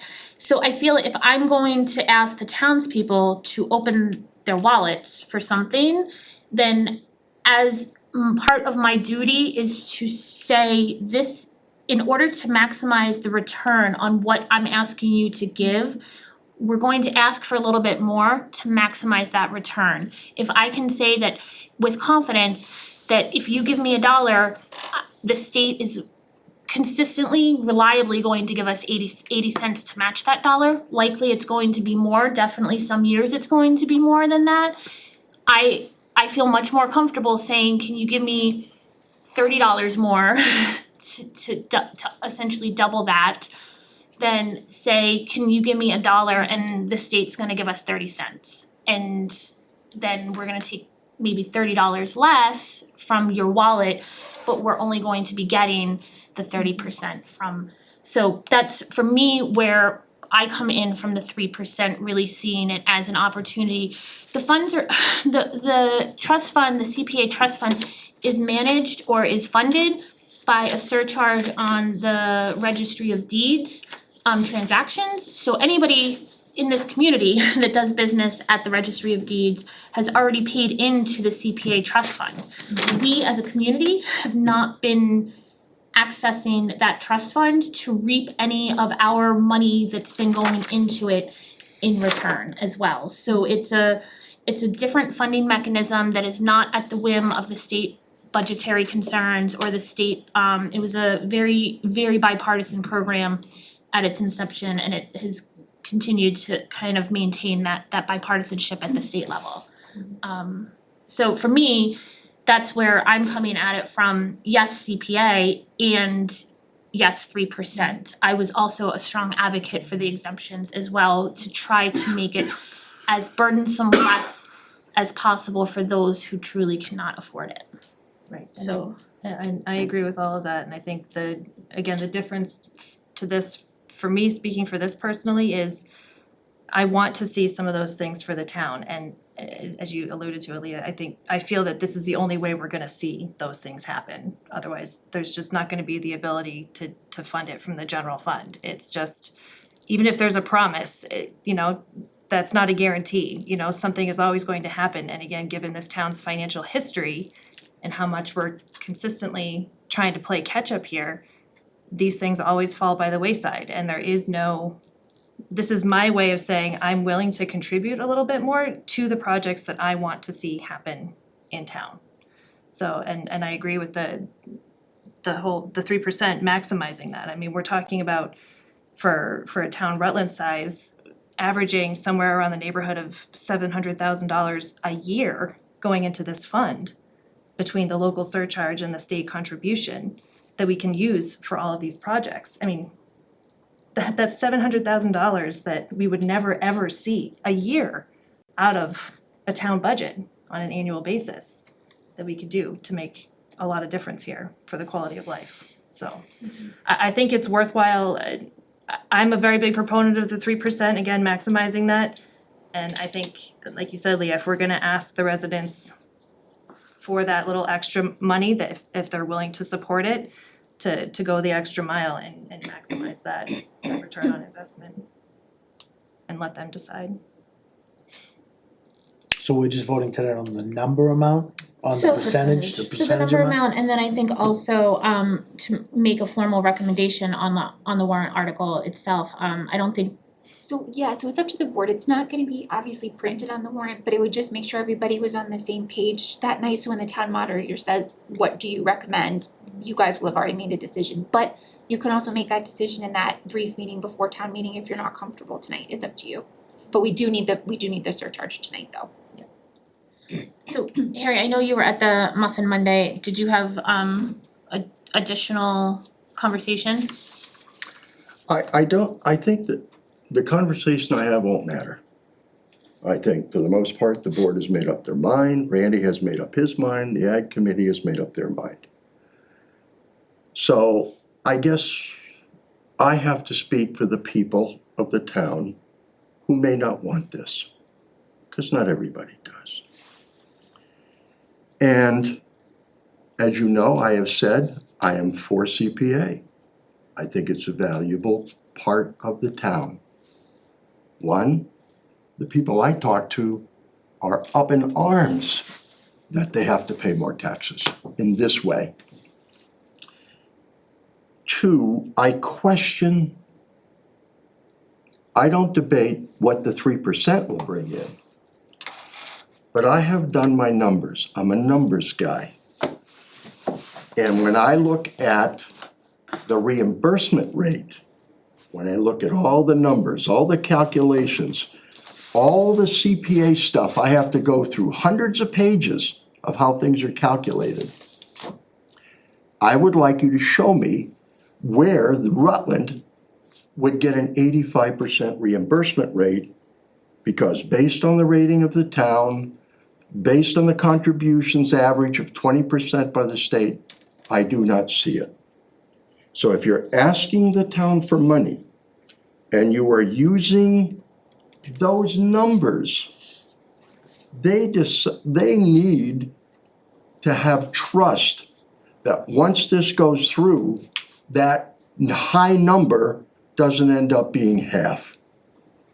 So that's what I think you owe the town.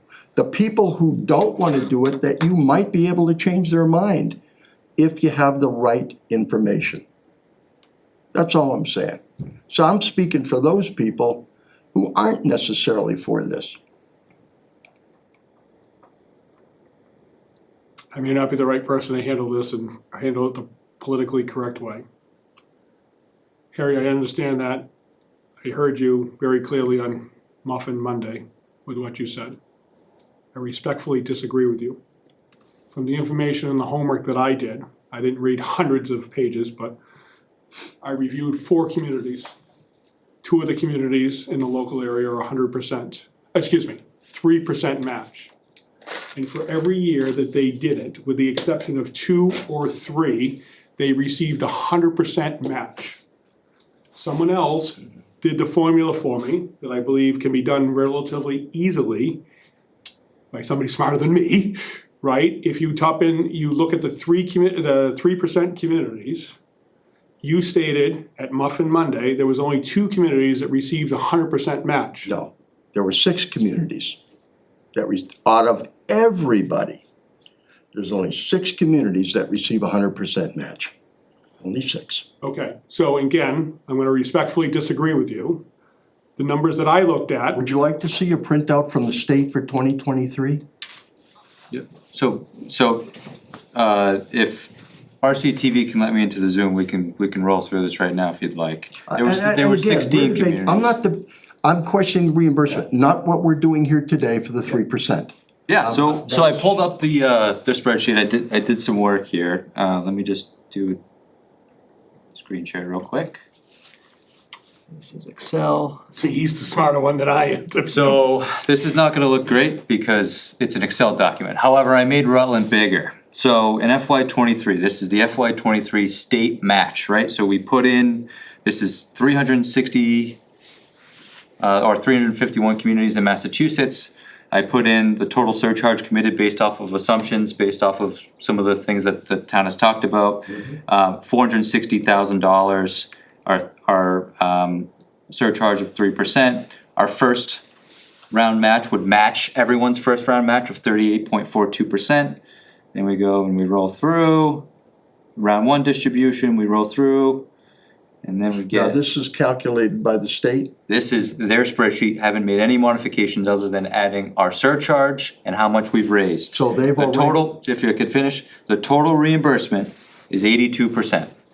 That is what we would have gotten in 2023. So they have rated Rutland as a 38% community. No, Oh. they've rated everyone in round 1 as a 38% community For this past year, everyone was a 38%. for That- FY '23. yeah. And then as you roll through rounds 2 and 3, based off of our decile, Rutland is decile 3, so based off of our income, based off of our valuations, they look at Rutland and compared to the other 3% communities, we receive more funds. So again, and actually, we can do this and say 100,000 is pretty high for abatements and exemptions. So that would get us actually to 95%. Now, again, 105,000 for abatements and exemptions is pretty high. The only other community that is granted over $100,000 is the city of Boston, so let's do $50,000. That would get us to 87.47% state match in FY '23, raising 337 plus the 460, almost $800,000. This is their spreadsheet, straight from the Department of Revenue.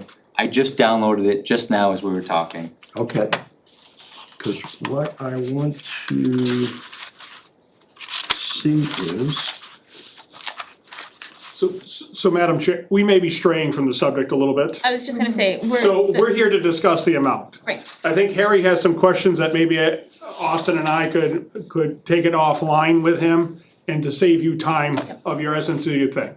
my point is, if we're gonna tell the town, I just wanna make sure we have the right numbers, because the documents I have, if you go down the list, 20%, 21%, 21%, 30%, 45%, 20%, 20%. The state's average is 21%. So when you say, and I looked at it, here's what they got, they got a total of 85%, or they got a total of 20%.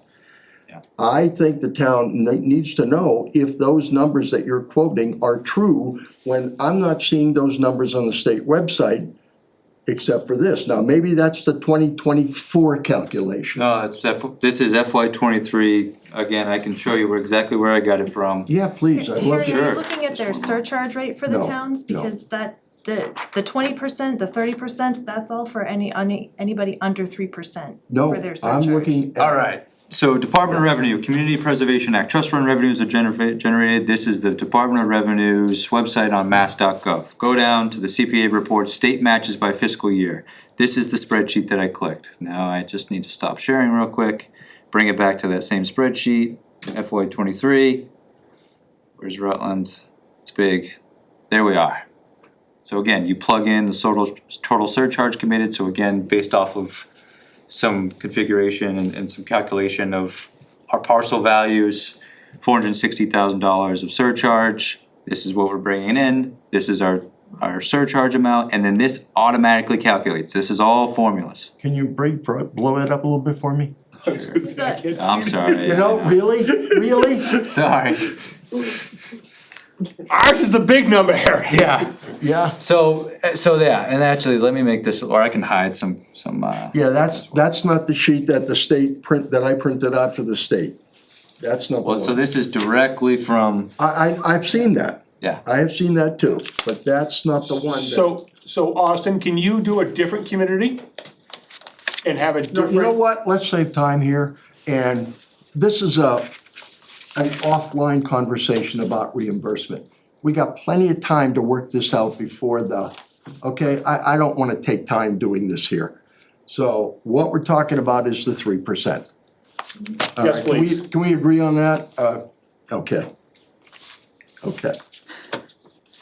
So I think I know I am comfortable asking for 3% for a variety of reasons. So would there be a motion to recommend the 3% surcharge for the motion?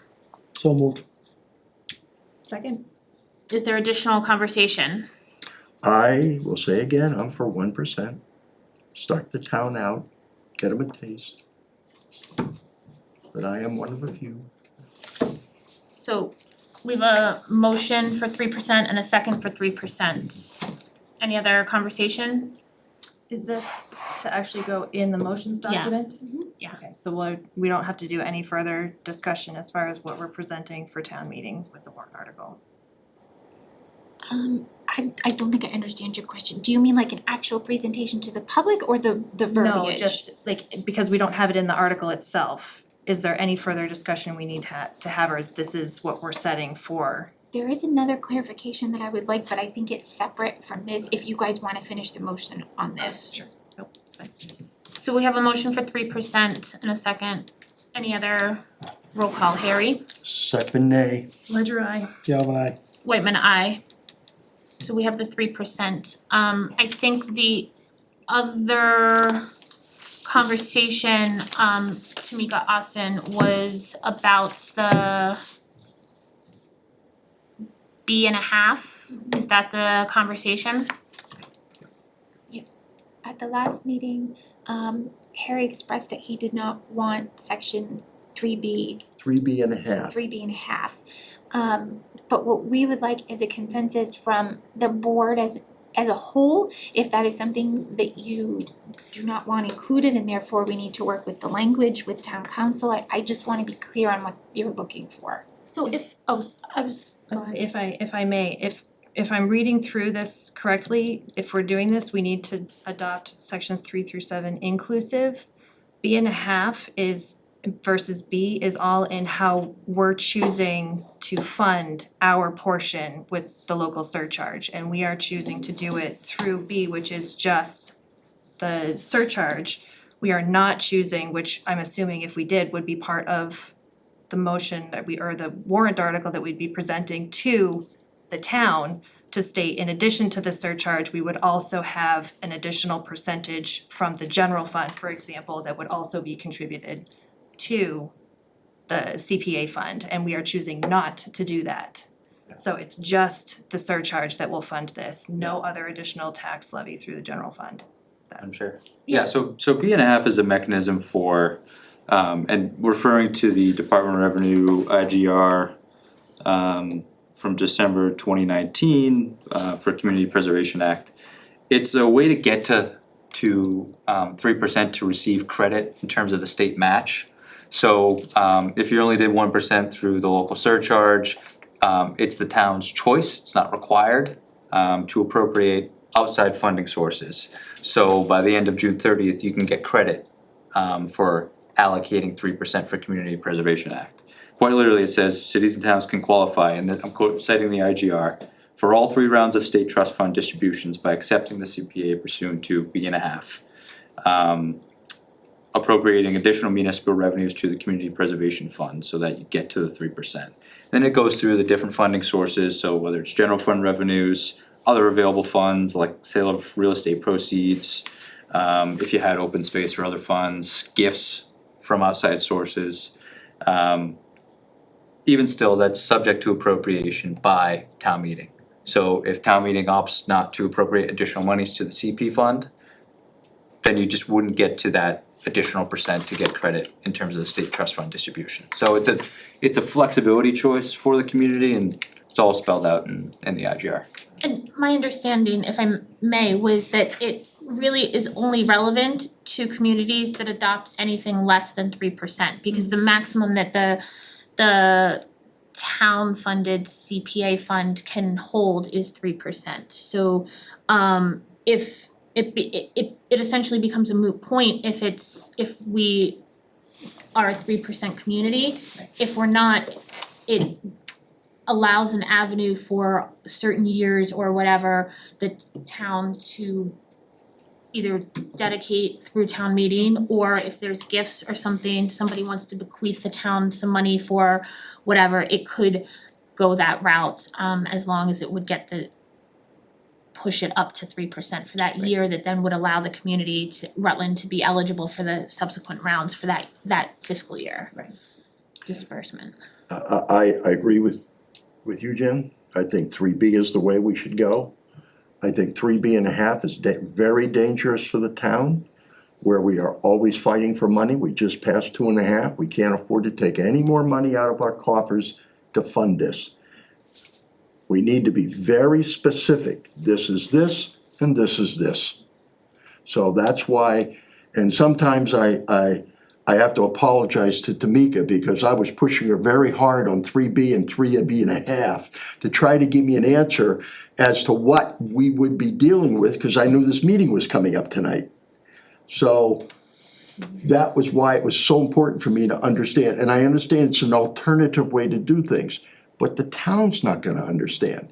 And if you tell them, oh, by the way, if we can't meet our target, we're gonna take money from here, not gonna go well, no.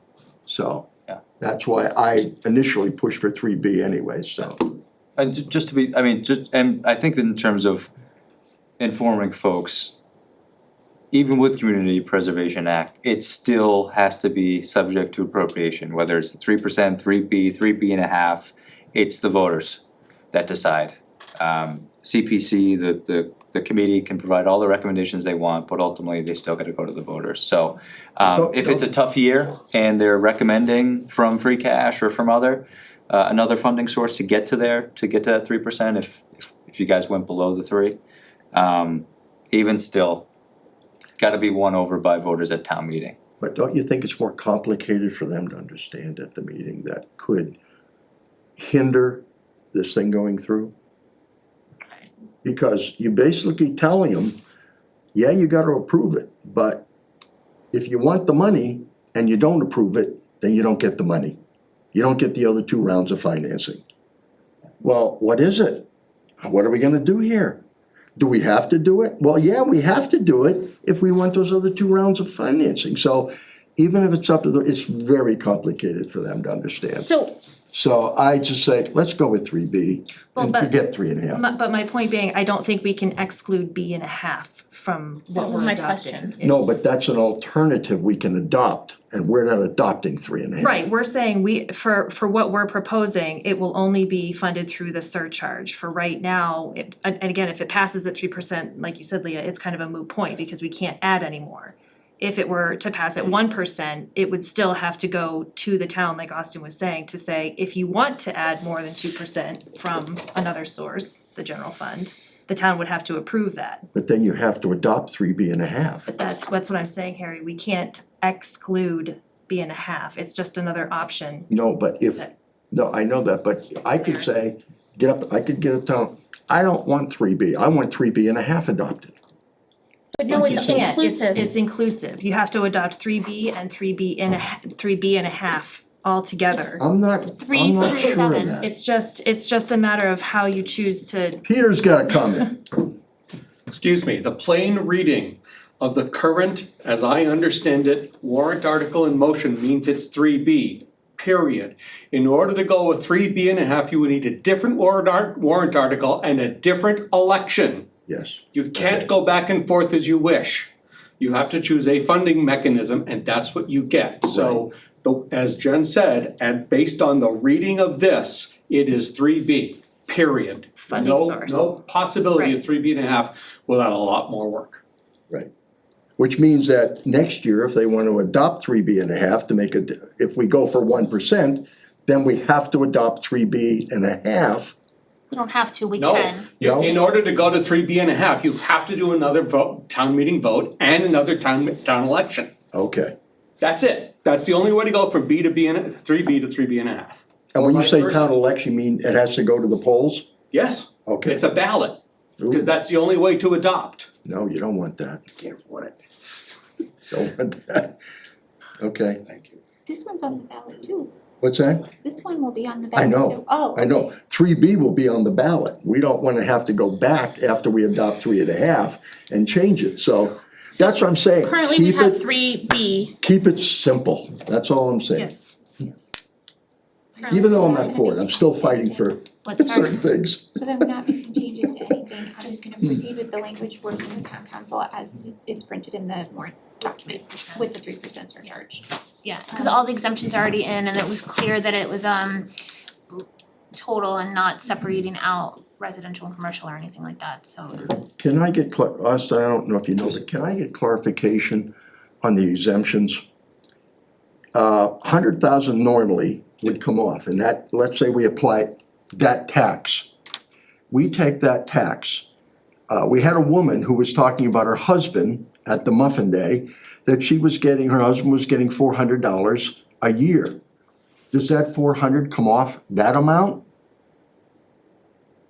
Cause it doesn't Sorry. specifically say that, and I wanna make sure that they're not penalized because he's disabled. That's the outstanding question that we've had that we're following up on is any existing exemptions, does that come off of their tax bill? So if, like Carrie said, for $400, if that 400 comes off her tax bill, is CPA is this 3% based on the before 400 or the after 400? Yeah, so it's my understanding it's based off of how the assessors have you classified. So it is based off of, to your question, off of the lower value, if you will, right? So you get the best use of all the exemptions to pay the lowest, right? So if Okay, you so- qualify for all the exemptions, you get the, couple $100,000 to minimize the impact of your pockets. So say my tax comes in at 6,000, I have a $400 VA,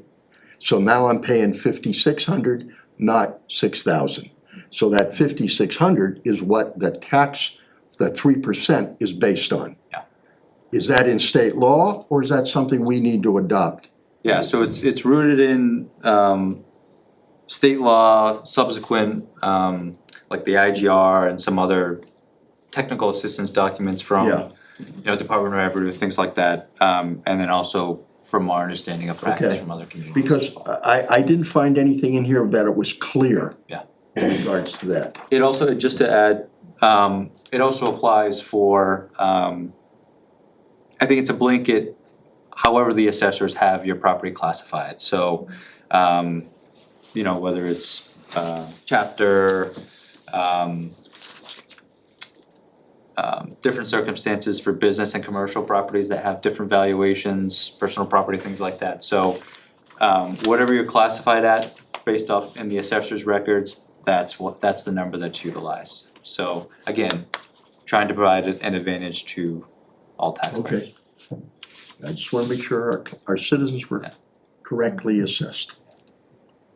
So you're comfortable with the motion's information that you have and need? So, and the board's comfortable that the motion is for 3B, not B.5, that it's the 3% with the already agreed upon exception.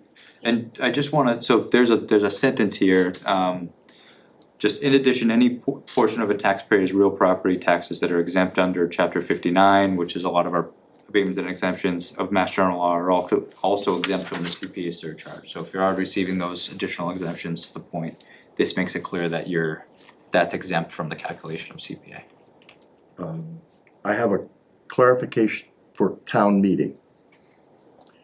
if the board is asked for their recommendation, does the board need to disclose that it was a majority and not a full acceptance? We do not usually know. Because in such a thing, I think it would be important for the town to know if we want to do that. And I would advise the board to do that. Well, it will be in the meeting minutes for tonight's meeting. No, I mean at town hall meeting. Have we ever in the past gone through It and just done that? says, select. Okay, I just want to know what my course of action will be, that's all.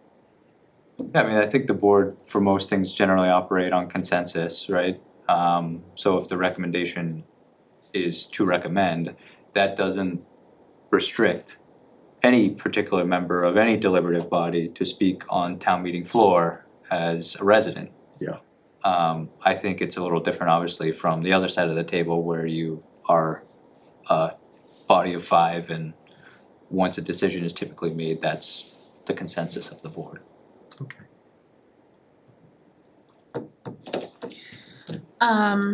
So you're comfortable?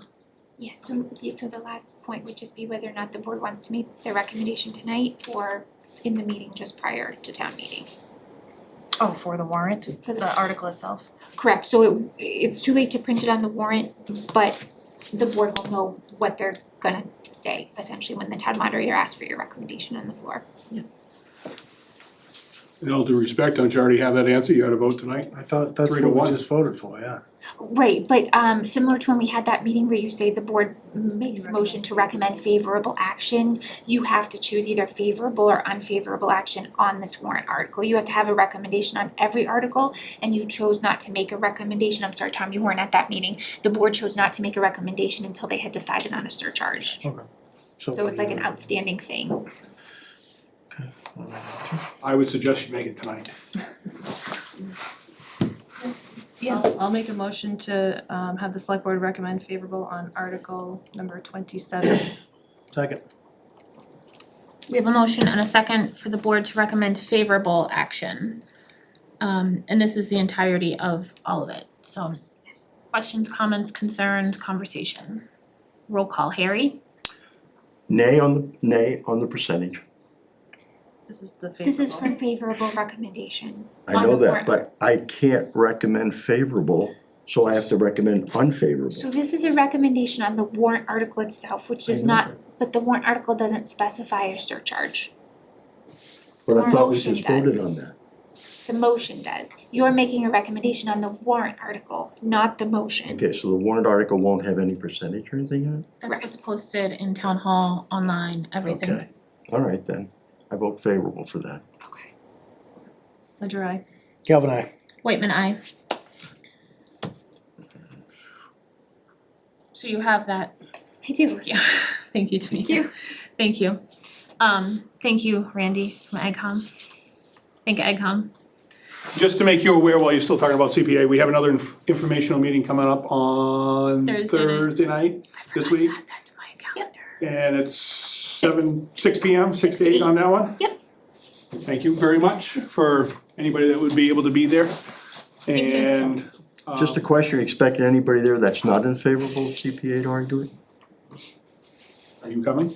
I don't know. Actually- That's what I'm saying, if you knew somebody Actually, I will I say, would, I was just gonna say, I think everybody that showed up to the Sunday one was not favorable when they first arrived and, No, I'm talking about a speaker. oh, well, we're not speaking We're not one way or supporting. the other, we're providing information on what CPA is and what can. We're just informing, nobody came, I think people came with a lot of questions, Harry, on the first one. I anticipate similar questions. We may even see some of the same people that are there, that I wouldn't say that, let's vote for it. Randy, I'm not arguing, I'm just asking. That's all, I'm just telling you my opinion. okay? I'm not, I think it was information giving and feedback, kind of, the community had a lot of questions, misconceptions, misinformation, and just trying to provide the facts as far as how the CPA trust fund itself is funded, what the different percentages would allow, what it would cost the average taxpayer, and what the different percentages would allow, on the town side. Just one other FYI that I should have done during open comment. We have candidates night tomorrow night, Ag Commission does as well here.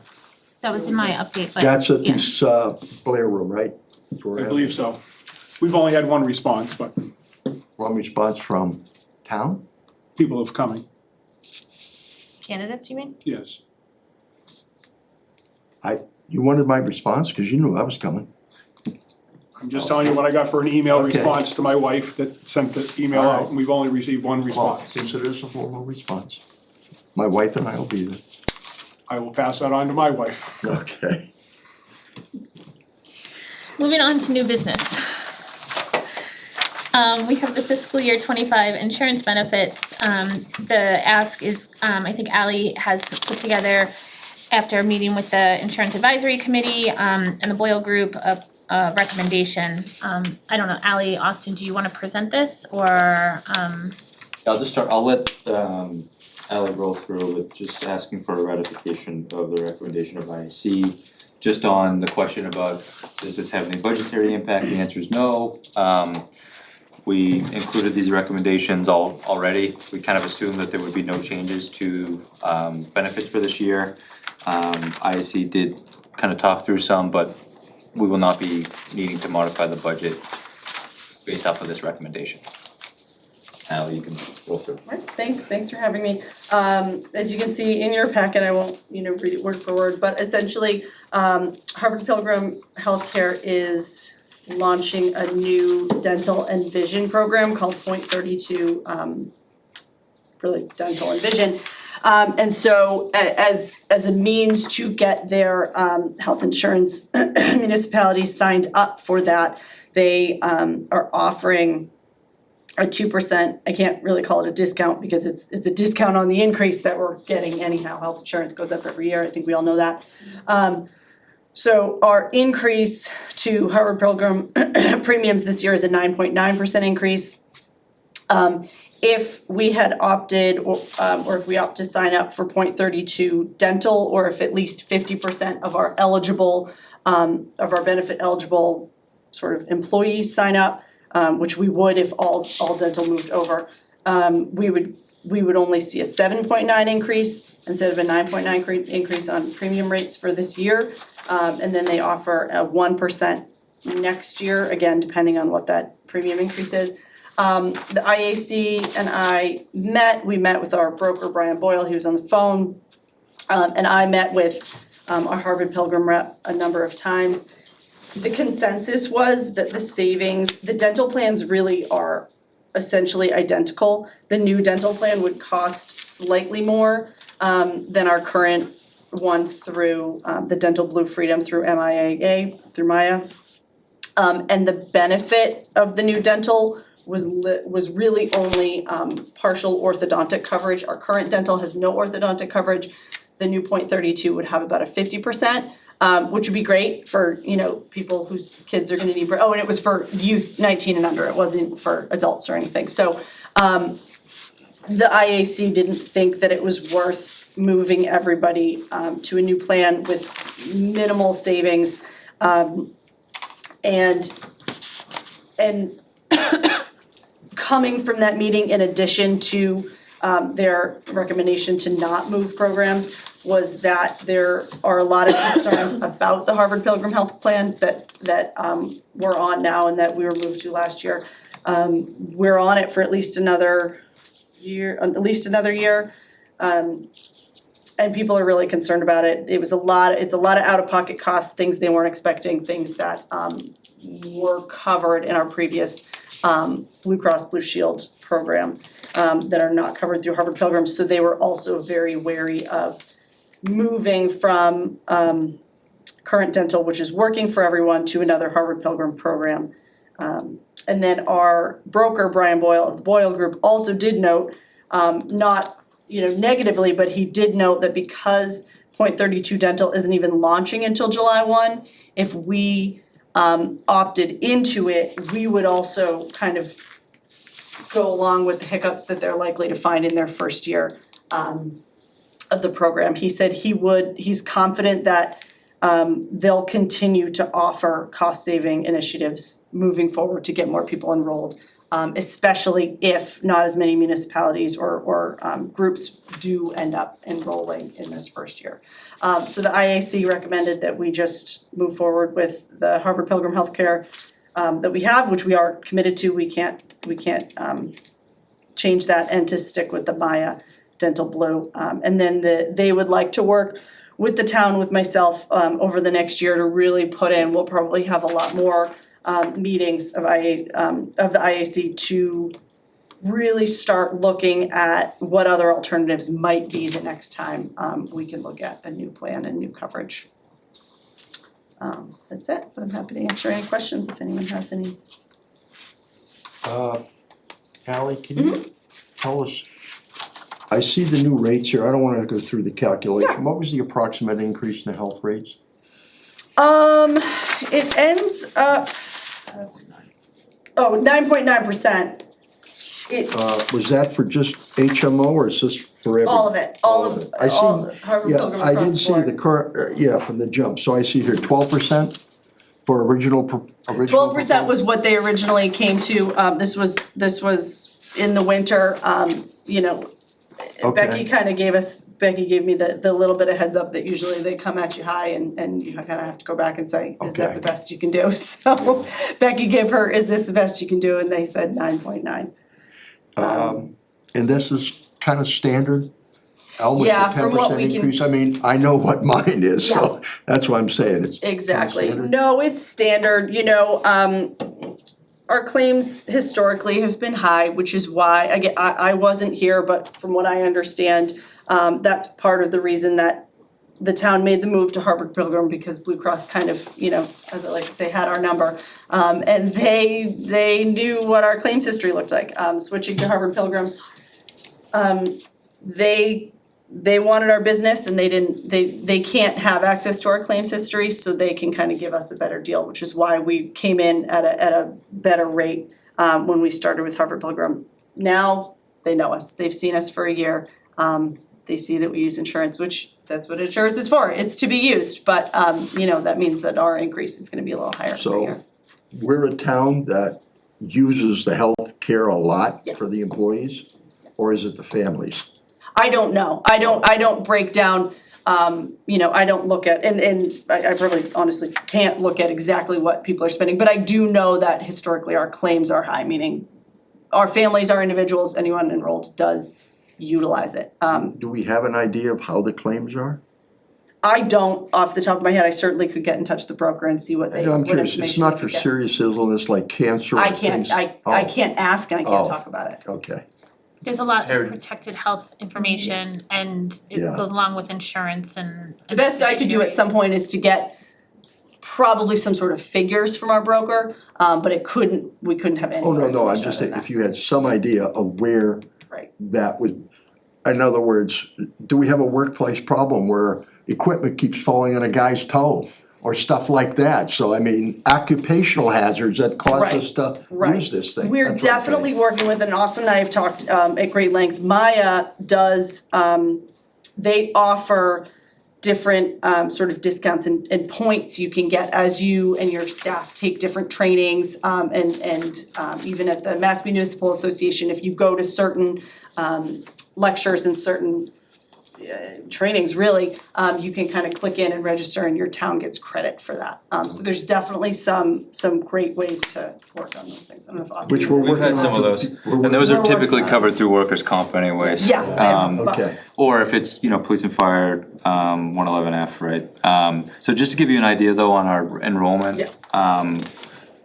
For FY '23, or actually it would be FY '24, we had 30 individuals, active employees enrolled in the individual plans. We had 28 individuals, or actually 27, but we budgeted for one additional family plan. And then we had 21 retirees on an individual plan. And for dental, we had 39 individuals on the dental plan and 37 families on the dental plan. is there a different rate for individual versus retiree? 'Cause I don't see that here, I don't see retiree here. So they do have a little bit of a different plan design, but it's still under the Maya, or not, it's not Maya, it's Harvard Harvard Pilgrim. Pilgrim. But for dental, it is Maya. Yep. Okay. Ally, I wanna, It's only $1 million. Ally, I wanna thank you for, you know, I know Becky did a lot of work with the IAC before she left, and now we have an HR coordinator on, and I think that's huge. I know in the past, the relationship between the IAC and the board hasn't always been great because it's been tough. There's been some tough choices or decisions that have had to be made. But I appreciate you kind of working with the IAC, and I know we've talked about, and this is, I think, a thing across the board, I can say it for myself. I think oftentimes we as individuals are overinsured and pay more than we need to, but then also fully and truly understanding what the dollar amount out for expenses might look like. It's gonna be more, but we may be paying less on the premium, on our yearly premium side or whatever, so. And I think healthcare in general is an evolving in the state especially. And so I know it's not a situation unique to Rutland. I know that the school districts have similar concerns and everything. So I appreciate kind of having some dedicated staff time to be able to assist and look at other options as well down the road. Yeah, that's the goal, is to be able to, to be able to put in the time and put in the work with the IAC, and the IAC has a representative from every collective bargaining unit, and a retiree representative and a non-union, so it's a large group, so even if not every member can meet every time we meet, we can get a really good consensus, and so my goal is, especially moving into a year where we can start to look at other opportunities, again, to try to, again, decrease costs, but really find the programs that work the best for us as a town, but work the best for the employees. I'm really excited to be able to help put the work in, not to imply that it wasn't done before, but I think a lot in the past was really about money, and that makes sense, because that's right, that's what it's at, the bottom line. But now we can really kind of put the people into it and do some brainstorming and see what we can figure out. And maybe we can't, but we won't know until we try, so that's the goal. Thank you. So I think you're looking for the board to ratify the IAC recommendation as presented. So moved. We have a motion, is there a second? Second. Motion and a second. Is there any other questions, comments, concerns, conversation? Roll call, Harry. Second, aye. Galvin aye. Whitman, aye. Thank you. And again, thank you, Ally, and thank you to the IAC for their time and effort. Moving into the town administrator annual review. Did we do that yet? Nope, I don't think anybody's here for that, so if the board's amenable, we can take the one-day liquor license application out of order for that. I Okay. imagine that'll be fairly Harry, straightforward. you don't have to, it's up to you. I know. Yeah. What's that? There's nobody here for it, so it's Just up to you ignore it, guys if yeah. you, no, not ignore it, No, I but if mean, you wanna wait, it's There's no, okay, right, there's nobody yeah. here, so let's just. Yeah. Okay. So we have the town administrator's annual review. Thank you, everyone, we received everyone's individual reviews of the town administrator, and Ally and I spent time last week trying to collate everyone's numeric ratings as well as the summary, the written summaries if there was anything provided.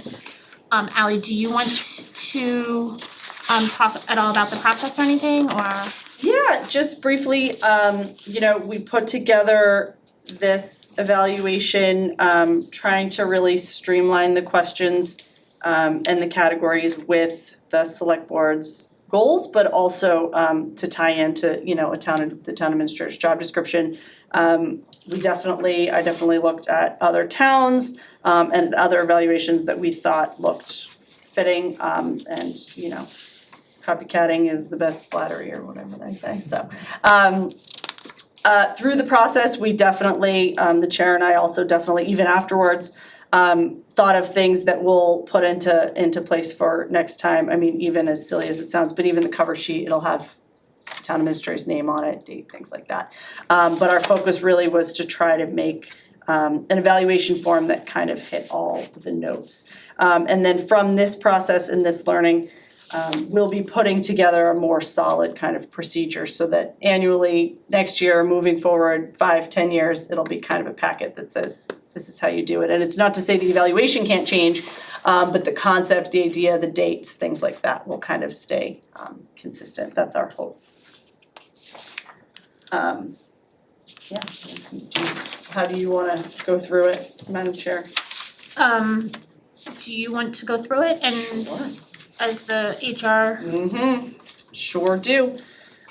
So on, let's see, we can start with page 3, that's the first section. As you can see, so we put all the individual scores from each member, averaged those scores, and then averaged the total at the bottom to kind of give us a good picture of where we were at with each section.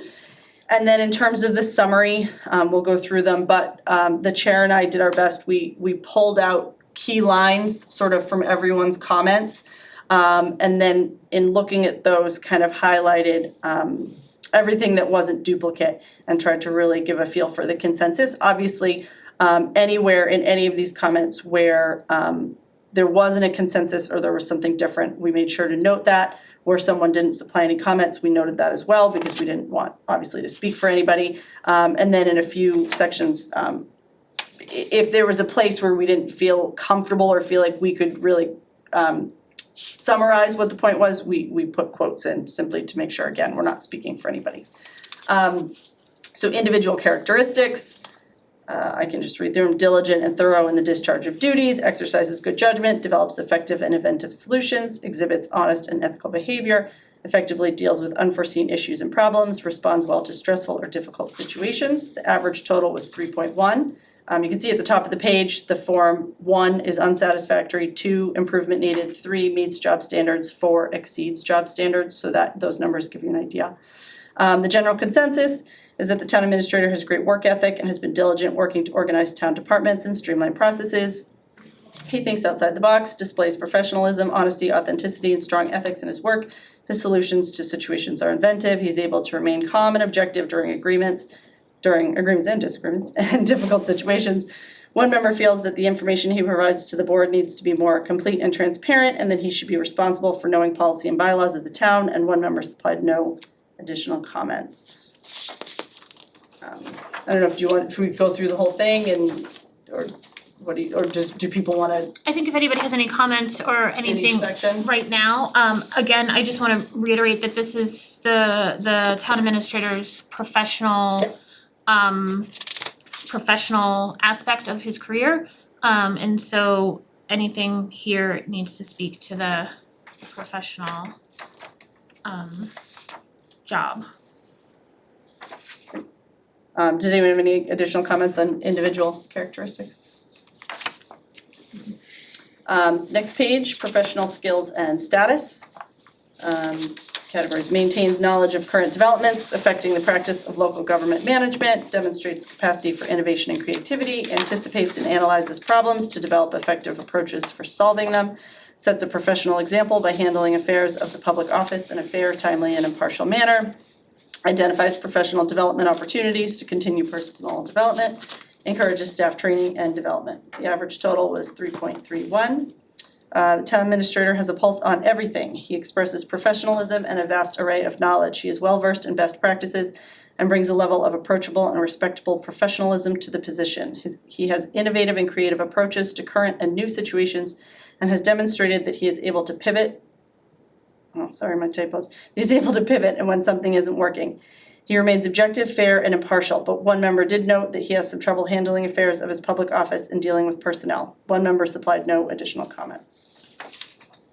Does anyone have any additional comments? Professional skills and status? Next page is 3, relations with elected members of the select board. Carries out directives of the board as a whole, provides quality analysis of policy issues and proposals in a timely manner, promptly and effectively implements policy matters, goals, and other directives adopted by the select board, facilitates decision-making without usurping authority, responds well to requests, advice, and constructive criticism. The average of total was 3.32.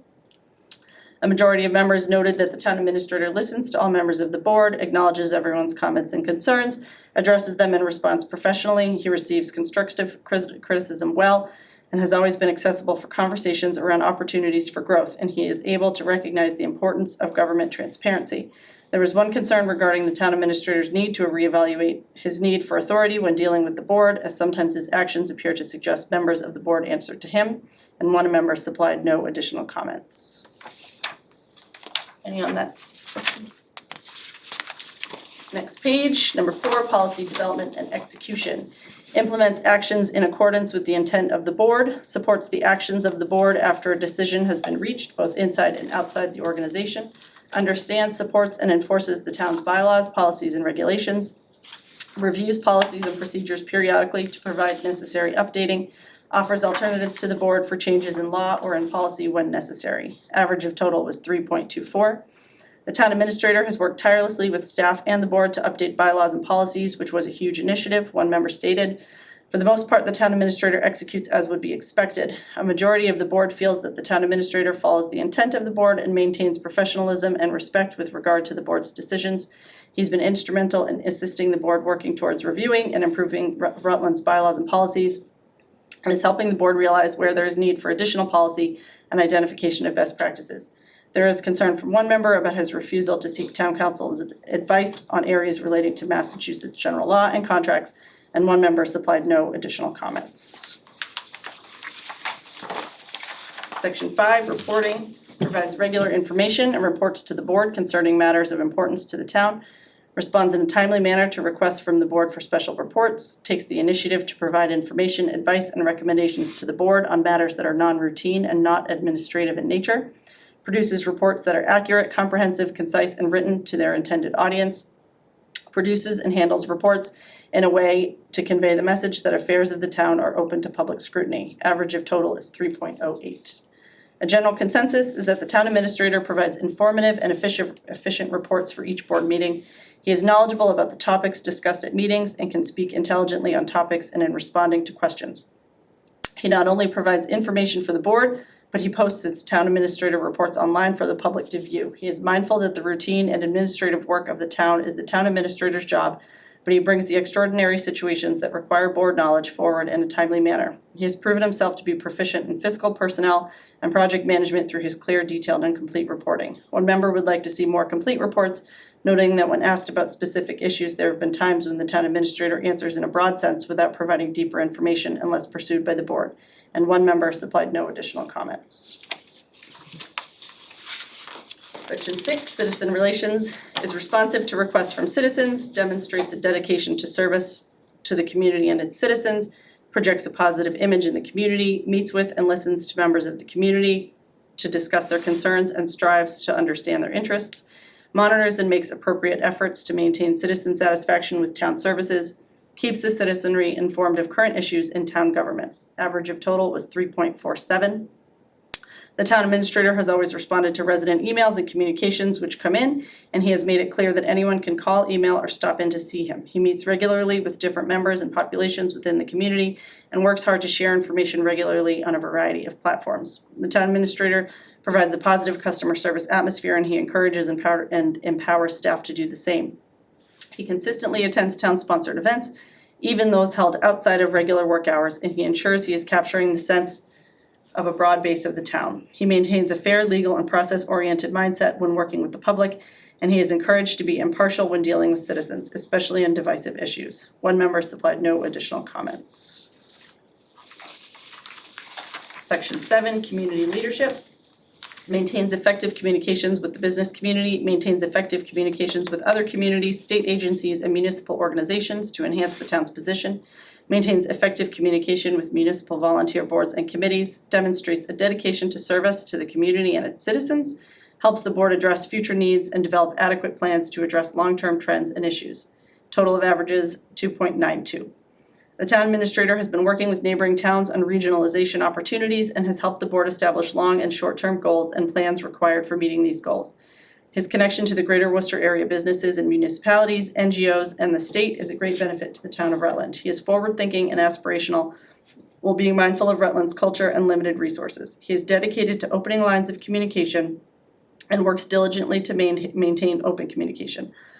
All of this, with his ability to work collaboratively with boards and committees, has helped Rutland move in a positive direction. One member noted, this item was rated as such because of a lack of information due to the select board's position that communication with town departments by board members should be left to the town administrator. The town administrator did not offer an objection and would appear to remove the select board from seeking understanding from departments in town under their jurisdiction. This section's questions should have been worded differently. However, the board was not considered in the development of this questionnaire. Had it been so, the rating could have been better. And one member did not supply additional comments. Section 7, staffing. Recruits and retains adequate and appropriate personnel for staff positions, stays accurately informed and appropriately concerned about employee relations, ensures professional management of the compensation and benefits plans, promotes training and development opportunities at all levels of the organization, achieves the town's goals when negotiating labor contracts. Average of total is 3.08. The town administrator has successfully worked to hire several needed town staff positions and has negotiated 4 labor contracts, one being a brand new clerical union. He consistently keeps in touch with staff to be aware of their needs, and he communicates that to the board. He has been transparent about the process he is utilizing to hire staff, and he has sought the board's presence for utilizing a recruitment firm for key positions, as well as how to reimagine positions and departments as vacancies occur. He has brought in personnel that are well-qualified, collaborative, creative, accessible, and willing to engage, and he is a strong advocate for staff. He spends a lot of time working on updating the town's compensation plans in a thoughtful way, being mindful of the town's current financial situations as well as its future forecast. Department head meetings often contain an educational component, and he encourages staff to take advantage of relevant trainings and opportunities. He has an ability to negotiate in a fiscally responsible way for Rutland while still taking into consideration the needs of employees and their families. One member noted most of this section was taken away from the board and therefore provides little access in the way of information needed to grade this form. However, I do stand by my ratings as best as I can determine. And one member did not supply additional comments. Section 8, supervision. Encourages department heads to make decisions within their departments with minimal involvement, yet maintains general control of operations through policies, procedures, and communications. Instills confidence and promotes initiative through support for each department's programs while still monitoring operations at all levels. Effectively delegates tasks and assignments. Sustains or improves staff performance by working towards evaluating the performance of staff members at least annually, setting goals and objectives with them, periodically assessing their progress, and providing appropriate feedback. Encourages teamwork, innovation, and effective problem solving among staff members and department heads. Total of averages 2.92. The town administrator effectively delegates appropriately while continuing to keep a pulse on everything. He has been working to ensure that human resource and personnel policies are in place and is working to implement annual staff performance evaluations. He sets a tone of professionalism, respect, and pride in work, which he also expects of all his staff. He empowers staff to do their jobs while also being a resource to them if they need assistance or guidance. The town administrator utilizes the individual strengths of the staff to build a more effective and productive team, and the result has been more proactive rather than reactive work being prioritized by the town administration. He is creative, but he does not micromanage, as he believes in letting each department head supervise his or her department, creating a culture of confidence. He is working to implement a more professional town environment that will last into the future. One member noted, without contact with town employees and only being asked to go through the town administrator regarding them, it was difficult to assess the true facts regarding this situation. The select board chair seeking to address this issue did not seek board member input to provide a more inclusive response. It is with disappointment that I gave this rating, but access to personnel to discuss the above with them was made very difficult, and one member did not supply additional comments. The last section is number 9, fiscal management. Prepares a preliminary budget, balanced budget to provide services at a level deemed appropriate by the board. Makes the best possible use of available funds, conscious of the need to operate the town efficiently and effectively. Prepares a budget and budgetary recommendations in an intelligent and accessible format. Ensures actions and decisions reflect an appropriate level of responsibility for financial planning and accountability. Appropriately monitors and manages fiscal activities of the organization. seeks to maximize revenue opportunities through non-tax mechanisms like grants, state and federal programs, etc. Creates and facilitates an environment for long-range and strategic planning. Develops proposals for cost-effective reorganization of town operations and regionalization when appropriate. Ensures effective controls and reports of town financial activity. Provides future vision and direction. Total of averages was 3.16. The town administrator has worked hard to implement a budget process that will ensure open communication and timeliness into the future. He created a comprehensive and detailed budget presentation book this year, which provides both narratives and budget line item information. It also contains projections, capital needs, and plans, along with borrowing and credit details. This level of transparency and detail is what the community spoke of wanting throughout last year's budget process, prior to this town administrator even being hired. His commitment to providing accurate information to not only the select board and FinCom, but the entire community is evident throughout this document. He has worked to provide a more long-term financial forecast to use for future discussions, and he encourages and works with department heads to be financially responsible. He seeks opportunities to apply for grants and other programs that financially benefit the town and is adept at reviewing current spending. He is working to realize how to make government more efficient for resource reallocation and savings, and being mindful of opportunities for regionalization and cost sharing. He understands the need for a strong finance team and robust transparency in budgeting. There is concern that he has a reluctance to cut costs and has suggested he should understand that increasing revenue should include increasing income through more business in the town, as well as more grants, not just additional taxes or overrides. And then the questions at the back, I really pulled, we really just pulled kind of the statements from everybody. We didn't summarize them, we really wanted to list them out. Do you want me to read through them? I know I'm reading a lot. I can read through them, but. I mean, I don't mind, I No, just didn't know if you It wanted to. doesn't matter, I don't mind doing it, and that gives you a little bit of a break. So, what would you identify as the administrator's strengths expressed in terms of the principal results achieved during this last year? And again, these are just kind of bullet points, or bulleted, comments taken directly from the submitted reviews. Communication, information sharing, implementation of policy and process for town departments to ensure fairness and consistency, innovation and coming up with ideas, i.e. iterating on changes to the town treasurer role. Town parking lot was done with state money and saved the town a considerable expense. His ability to find a workaround under such circumstances is one of his strengths. First year, a good start. Commitment to modernizing town government, bringing transparency and accountability to staff, boards, commissions, and residents. Brings fresh perspective following current and future trends in municipal government. Strives to balance Rutland's significant population growth with the community's desire to maintain a small town feel paired with high level of service. Succession hiring and planning, he has had the opportunity to fill a number of vacancies and has done so with the town's financial health and operation in mind, as well as how that role may evolve. Well informed of current town issues as well as possible future issues. Articulates himself in a way that makes the community comfortable that he is confident in his solutions.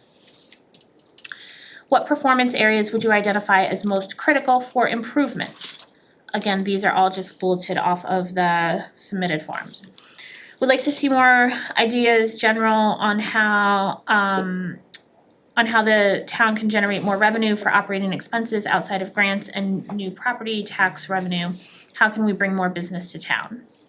Needs to focus on growing the town's revenue from different sources and not growing it by just raising taxes. Needs improvement on hiring and communication with the boards on these matters. Communication. While done well, there can occasionally be gaps in either how far the communication goes or how well the communication is received. More effort put towards assisting our town recreational goals. What constructive suggestions or assistance can you offer the town administrator, to enhance performance? In his first year, he has performed admirably, and I would like the opportunity to continue to see how he conducts himself with regards to town business in the coming year.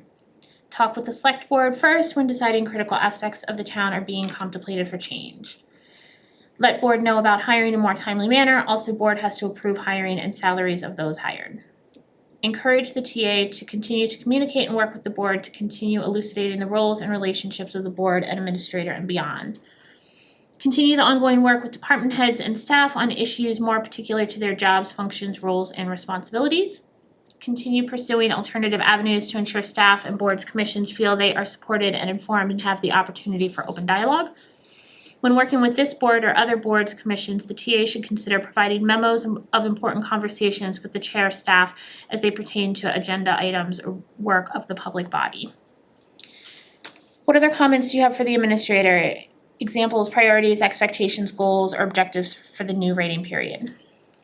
I would like to see what we can do with the school budget as well as what might be appropriate for investing in capital improvements for the schools. Come up with new revenue sources that will not require 2.5 overrides. Would like to see more oversight of the library and staff to ensure use as a town resource and ensure that library staff are held accountable to the town. Expectation that he would strive to do his job as directed and fulfill the town's wishes of moving forward in the least amount of financial pain. Discuss objectives more frequently and progress being made towards these goals. Continue to modernize town government. The TA should be empowered to do his job and he in turn can then empower staff to do their jobs. Maintain financial transparency and ongoing conversations about the budget and the budgeting process. Continue to work on building a strong finance department and team. Put HR and personnel policies into practice this year at minimum, starting with annual reviews to allow for goal setting and understanding current roles and responsibilities and professional growth. Continue to elucidate the TA role and separation of the board's roles and responsibilities. Some of this has been done by the TA bylaw, but it is ongoing work of both the TA and the board. Overall, decision to hire this TA was a huge success. Look forward to watching him help the community grow. In a recreational town such as Rutland, one of our guaranteed future wins could be recreation. So that is as presented. Everyone's individual evaluations are also public record and in the personnel file, as well as this that was publicly presented. So I think based on the reviews, there's some good opportunities for some goal setting for the upcoming year, as well as I think it was a great first year overall. I think there's a lot of good that's been done. So thank you, Austin, for sticking it out. I know it's been a tumultuous year, and a lot has been thrown at you. As this first year, you hit the ground coming into into some stuff and just kept going. So thank you. I don't know if any other board members wanna have a brief kind of couple sentences. Yeah, well, go ahead, Jen. No. I just wanted to say I thank you for everything that you've done, and one thing that I truly appreciate is you see all of the accomplishments. You know, there's a lot that you do personally, but you also acknowledge the teams that you work with and the people that you work with. You know, there's a lot in your writings where you talk about we and the town staff and our. It's a team. You work as a team and you acknowledge that. So I really appreciate you putting that out there as well, that it's not just you, it's a lot of people, and you go the extra mile to recognize those people and their contributions for what you're trying to do here. Harry, on what? Go ahead. I just wanna say, thank you. It's a year down. One of the reasons I ran for selectman, member of the select board, was to find a leader. I wasn't happy with some of the choices that the direction the town was going for the last decade I've been in the town. And I felt we needed somebody to come in and be a leader, not just a supervisor, but a leader. And I think there's a long way to go as a town.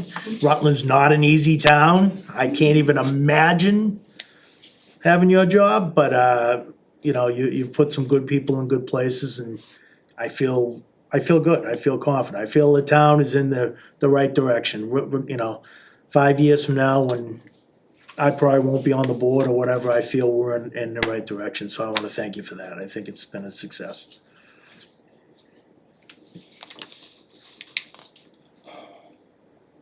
I do not envy you your job. I think it's an extremely hard job, trying to balance multifacets of running a town. So for that, I give you credit. I think personally, the board perhaps expected more of you than they should have. I think the board should have allowed you to grow more into the position than push you into the position. I wish I could have rated some things higher here, but I was not asked how to rate this thing. Because some of the things that I rated, I think you deserved a better rating on. But the way it was set up, I couldn't do it personally. I hope that the comments that are made here will allow all of us to take a look at how we can be better. You're the professional we hired. We are far from being professionals here. And yet, non-professionals are being asked to rate a professional. And without little guidance from the board into how the evaluation was done. So I hope that you will take some of this stuff, not in a sense that it's a mean way, it's just trying to help you improve and hopefully to make it better in time in the issues that we were here. I understand you did a self-evaluation. God, that's hard. So I would be interested to hear what you say about yourself, because that is not an easy task. I personally have run a business for over 35 years, and I've done more evaluations on my staff than I would care to. And that's why I said, I think this evaluation should have been broader and more pertinent to the town of Rutland, not just taking somebody else's and sticking it here. But we were running out of time, so I can understand why it was done. But I'm hoping the next time, whoever sits on the board gets to be able to identify some areas of concern that they feel they can rate more properly on. So I wish you well in the next year. Who knows if I'll be here or not, but I wish you well in the next year for you and the town to grow together. Okay. So thank you, Austin. I kind of summarized the board, and I know I have spent a lot of time with you as chair, but also that's kind of how I operate. I'm not in a ton, and I also stop up to make even previous boards, stop up just to get a pulse on how things are going or see how, if I have a question about something or whatever. And I appreciate that opportunity. I've used it in the past with other town administrators, and I tried to follow suit with that as well. I tried very hard to make this as much of a collaborative. We're a fairly young board and really clear and transparent along the way of what we were doing, and how we were arriving at information. So I apologize, Austin, if any of your ratings are reflective of my role as chair, because I don't think that that's fair either. So I want to apologize to you if that's at all reflective of that. I think that Rutland desperately needs continuity for continued success. It's not something that we've had. I think that the town has suffered with a town administrator that completed a 3-year contract, a town administrator that left partway through, and another town administrator that left partway through. I think town could desperately benefit from some continuity, some consistency. Is it going to be what every individual person on this board wants? No. And I think also that finding an individual that is driven and has the desire to see Rutland succeed and not go running for the hills is impressive. And I appreciate that, especially coming in when you did with the turmoil and the uncertainty of the financial health of the town and everything. So I truly wanna thank you for your perseverance, your innovation, and your commitment to not just this board, but to town as a whole, because I see it, and I see how much you advocate for town, Rutland, and staff, and this board. And so I appreciate that.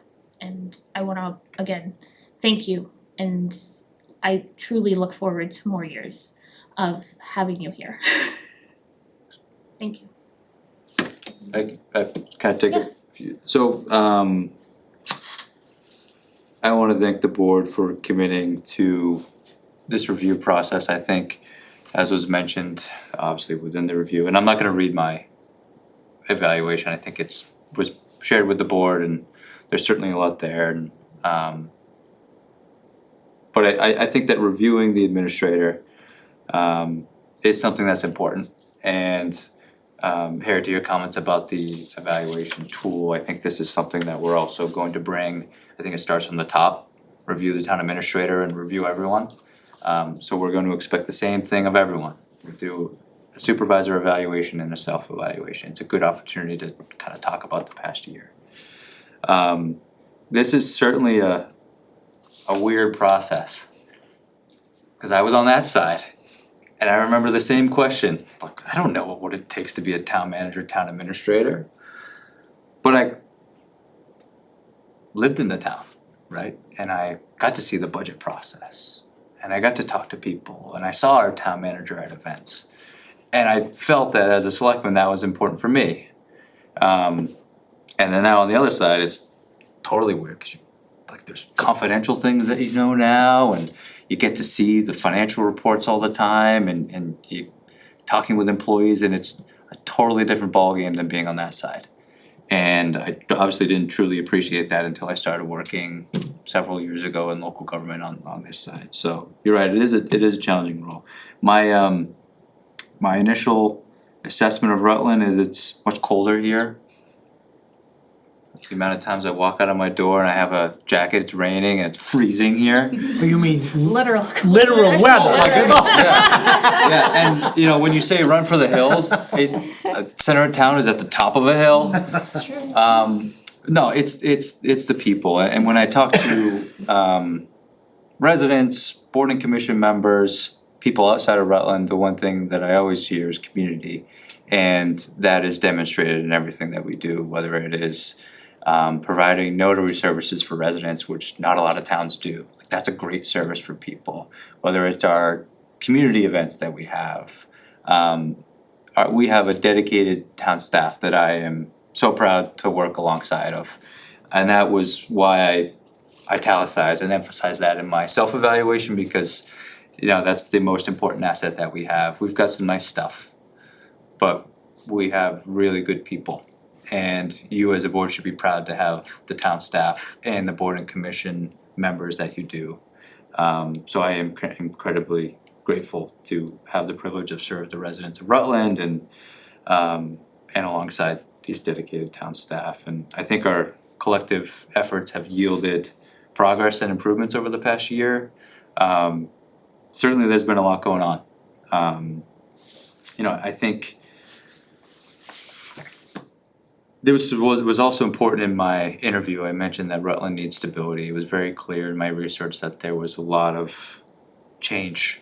And I think that some of the challenges that we have is and the disparity, I think, in the understanding of the town administrator's role is a symptom of that, right? This position is only 8 or 9 years old. And there's still a lot of growing to do. I always compare to communities that have had stability in town managers, town administrators, but then you look and they've had it since like the 50s. You know, I'm committed to continuing to work with town staff, board and commission members to kind of foster a positive and productive relationship with the community. I think recognizing that unity is essential.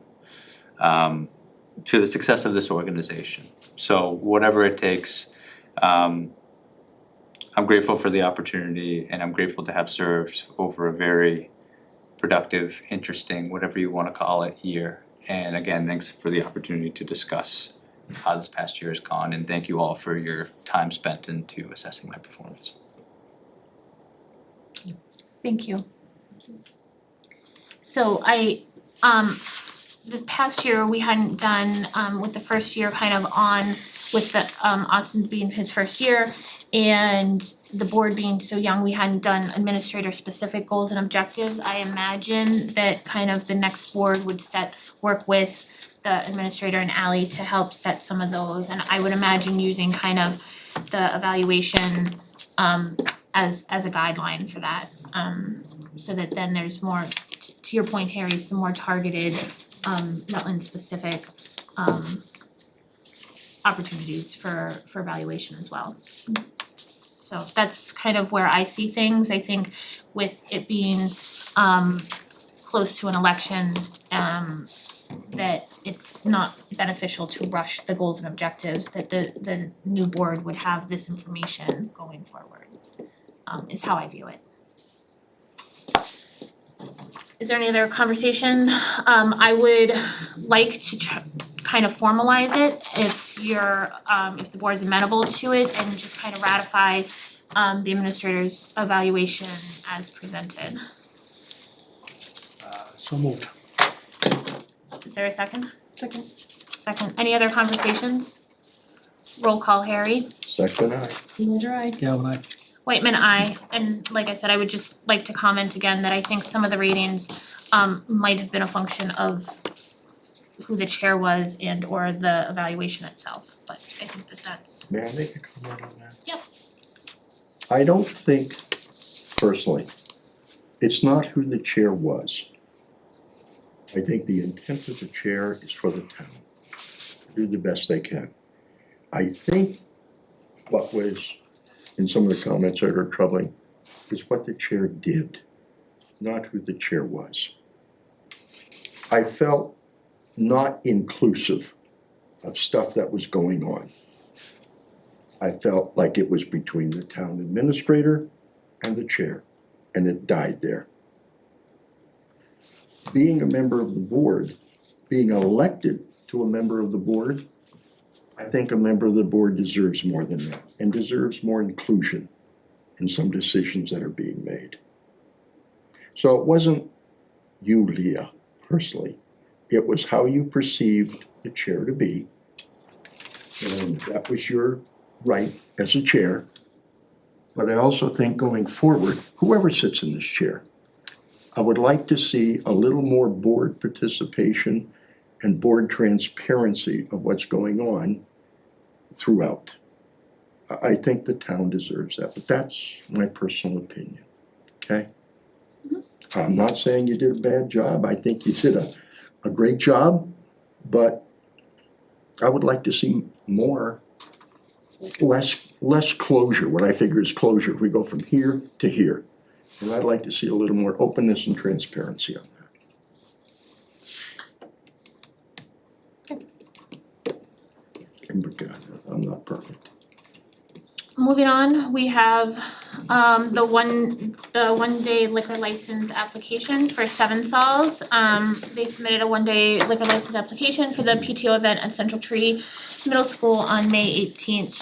If you remember a few weeks ago, the PTO, Sabrina and Kelly were representatives from the PTO were in to alert us of their 5K run as well as a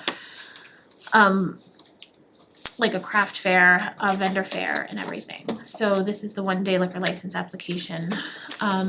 Seven Sols is here, they will be using tip certified bartenders and that information is provided.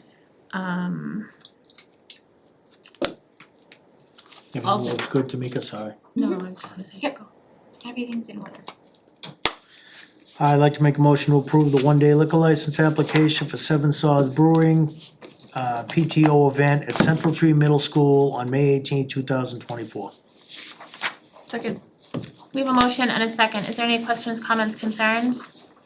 Hearing none, roll call, Harry. Second, aye. Ledger I. Galvin I. Whitman, aye. Thank you. And then we have a letter from, to reappoint Todd Robbins to the Board of Registrars. There's an email from Todd to Anita, stating that he would like to continue serving on the Board of Registrars. And on the flip side of that document is the recommendation from Anita. And then I was gonna say Anita has provided the recommendation, as, she's the chair of the Board of Registrars as the clerk, and noting who the other members are. And the MGL defining the roles of the registrars. Do we know how long he's been a registrar? I mean, he's few years, he's pretty experienced, knows He what was he's first doing. appointed to the registrars in 2006, and the Board of Registrars endorsed his reappointment for another 3 years. 2006. Wow, okay. Wow. Okay. So- Thank you. The note from Anita says, as town clerk, I am a member of the Board of Registrars and serve as the chairman. The other current members are Todd Robbins, Mike Pantos, and Holly Haynes. Per MGL, the board consists of 2 members who are registered in the Republican Party and 2 members who are registered in the Democrat Party. Todd Robbins, a registered Democrat, was first appointed to the registrars in 2006, and we endorse his reappointment for another 3 years. Thank you, Anita. Board of Registrars. Okay. Good for me. So we have a motion to appoint Todd Robbins to the Board of Registrars. So moved. Is there a second? Second. Second. Motion and a second, any other conversation? Hearing none, roll call. Second, aye. Ledger, aye. Galvin I. Whitman, aye. Is there any other business to come before the board? We have future meetings, May 11th is the annual town meeting, 6 o'clock at Glenwood. I think we will post at 5:30 as our usual for select board. May 13th is the annual election. There is no select board meeting that week. And then the next regular scheduled select board meeting would be May 28th. And that's a Tuesday following Memorial Day. Hearing no other business to come before the board, I would entertain a motion to adjourn to executive session for reason number 2, to conduct strategy sessions and preparations for negotiation with non-union personnel, or to conduct collective bargaining sessions for contract negotiations with non-union personnel, subject to town administrator. So moved. Not to return to adjourn from executive session. adjourn from executive session, not to return to open session. So moved. Second. A motion and a second. Harry, roll call. Second, aye. Ledger, aye. Galvin I. Whitman, aye.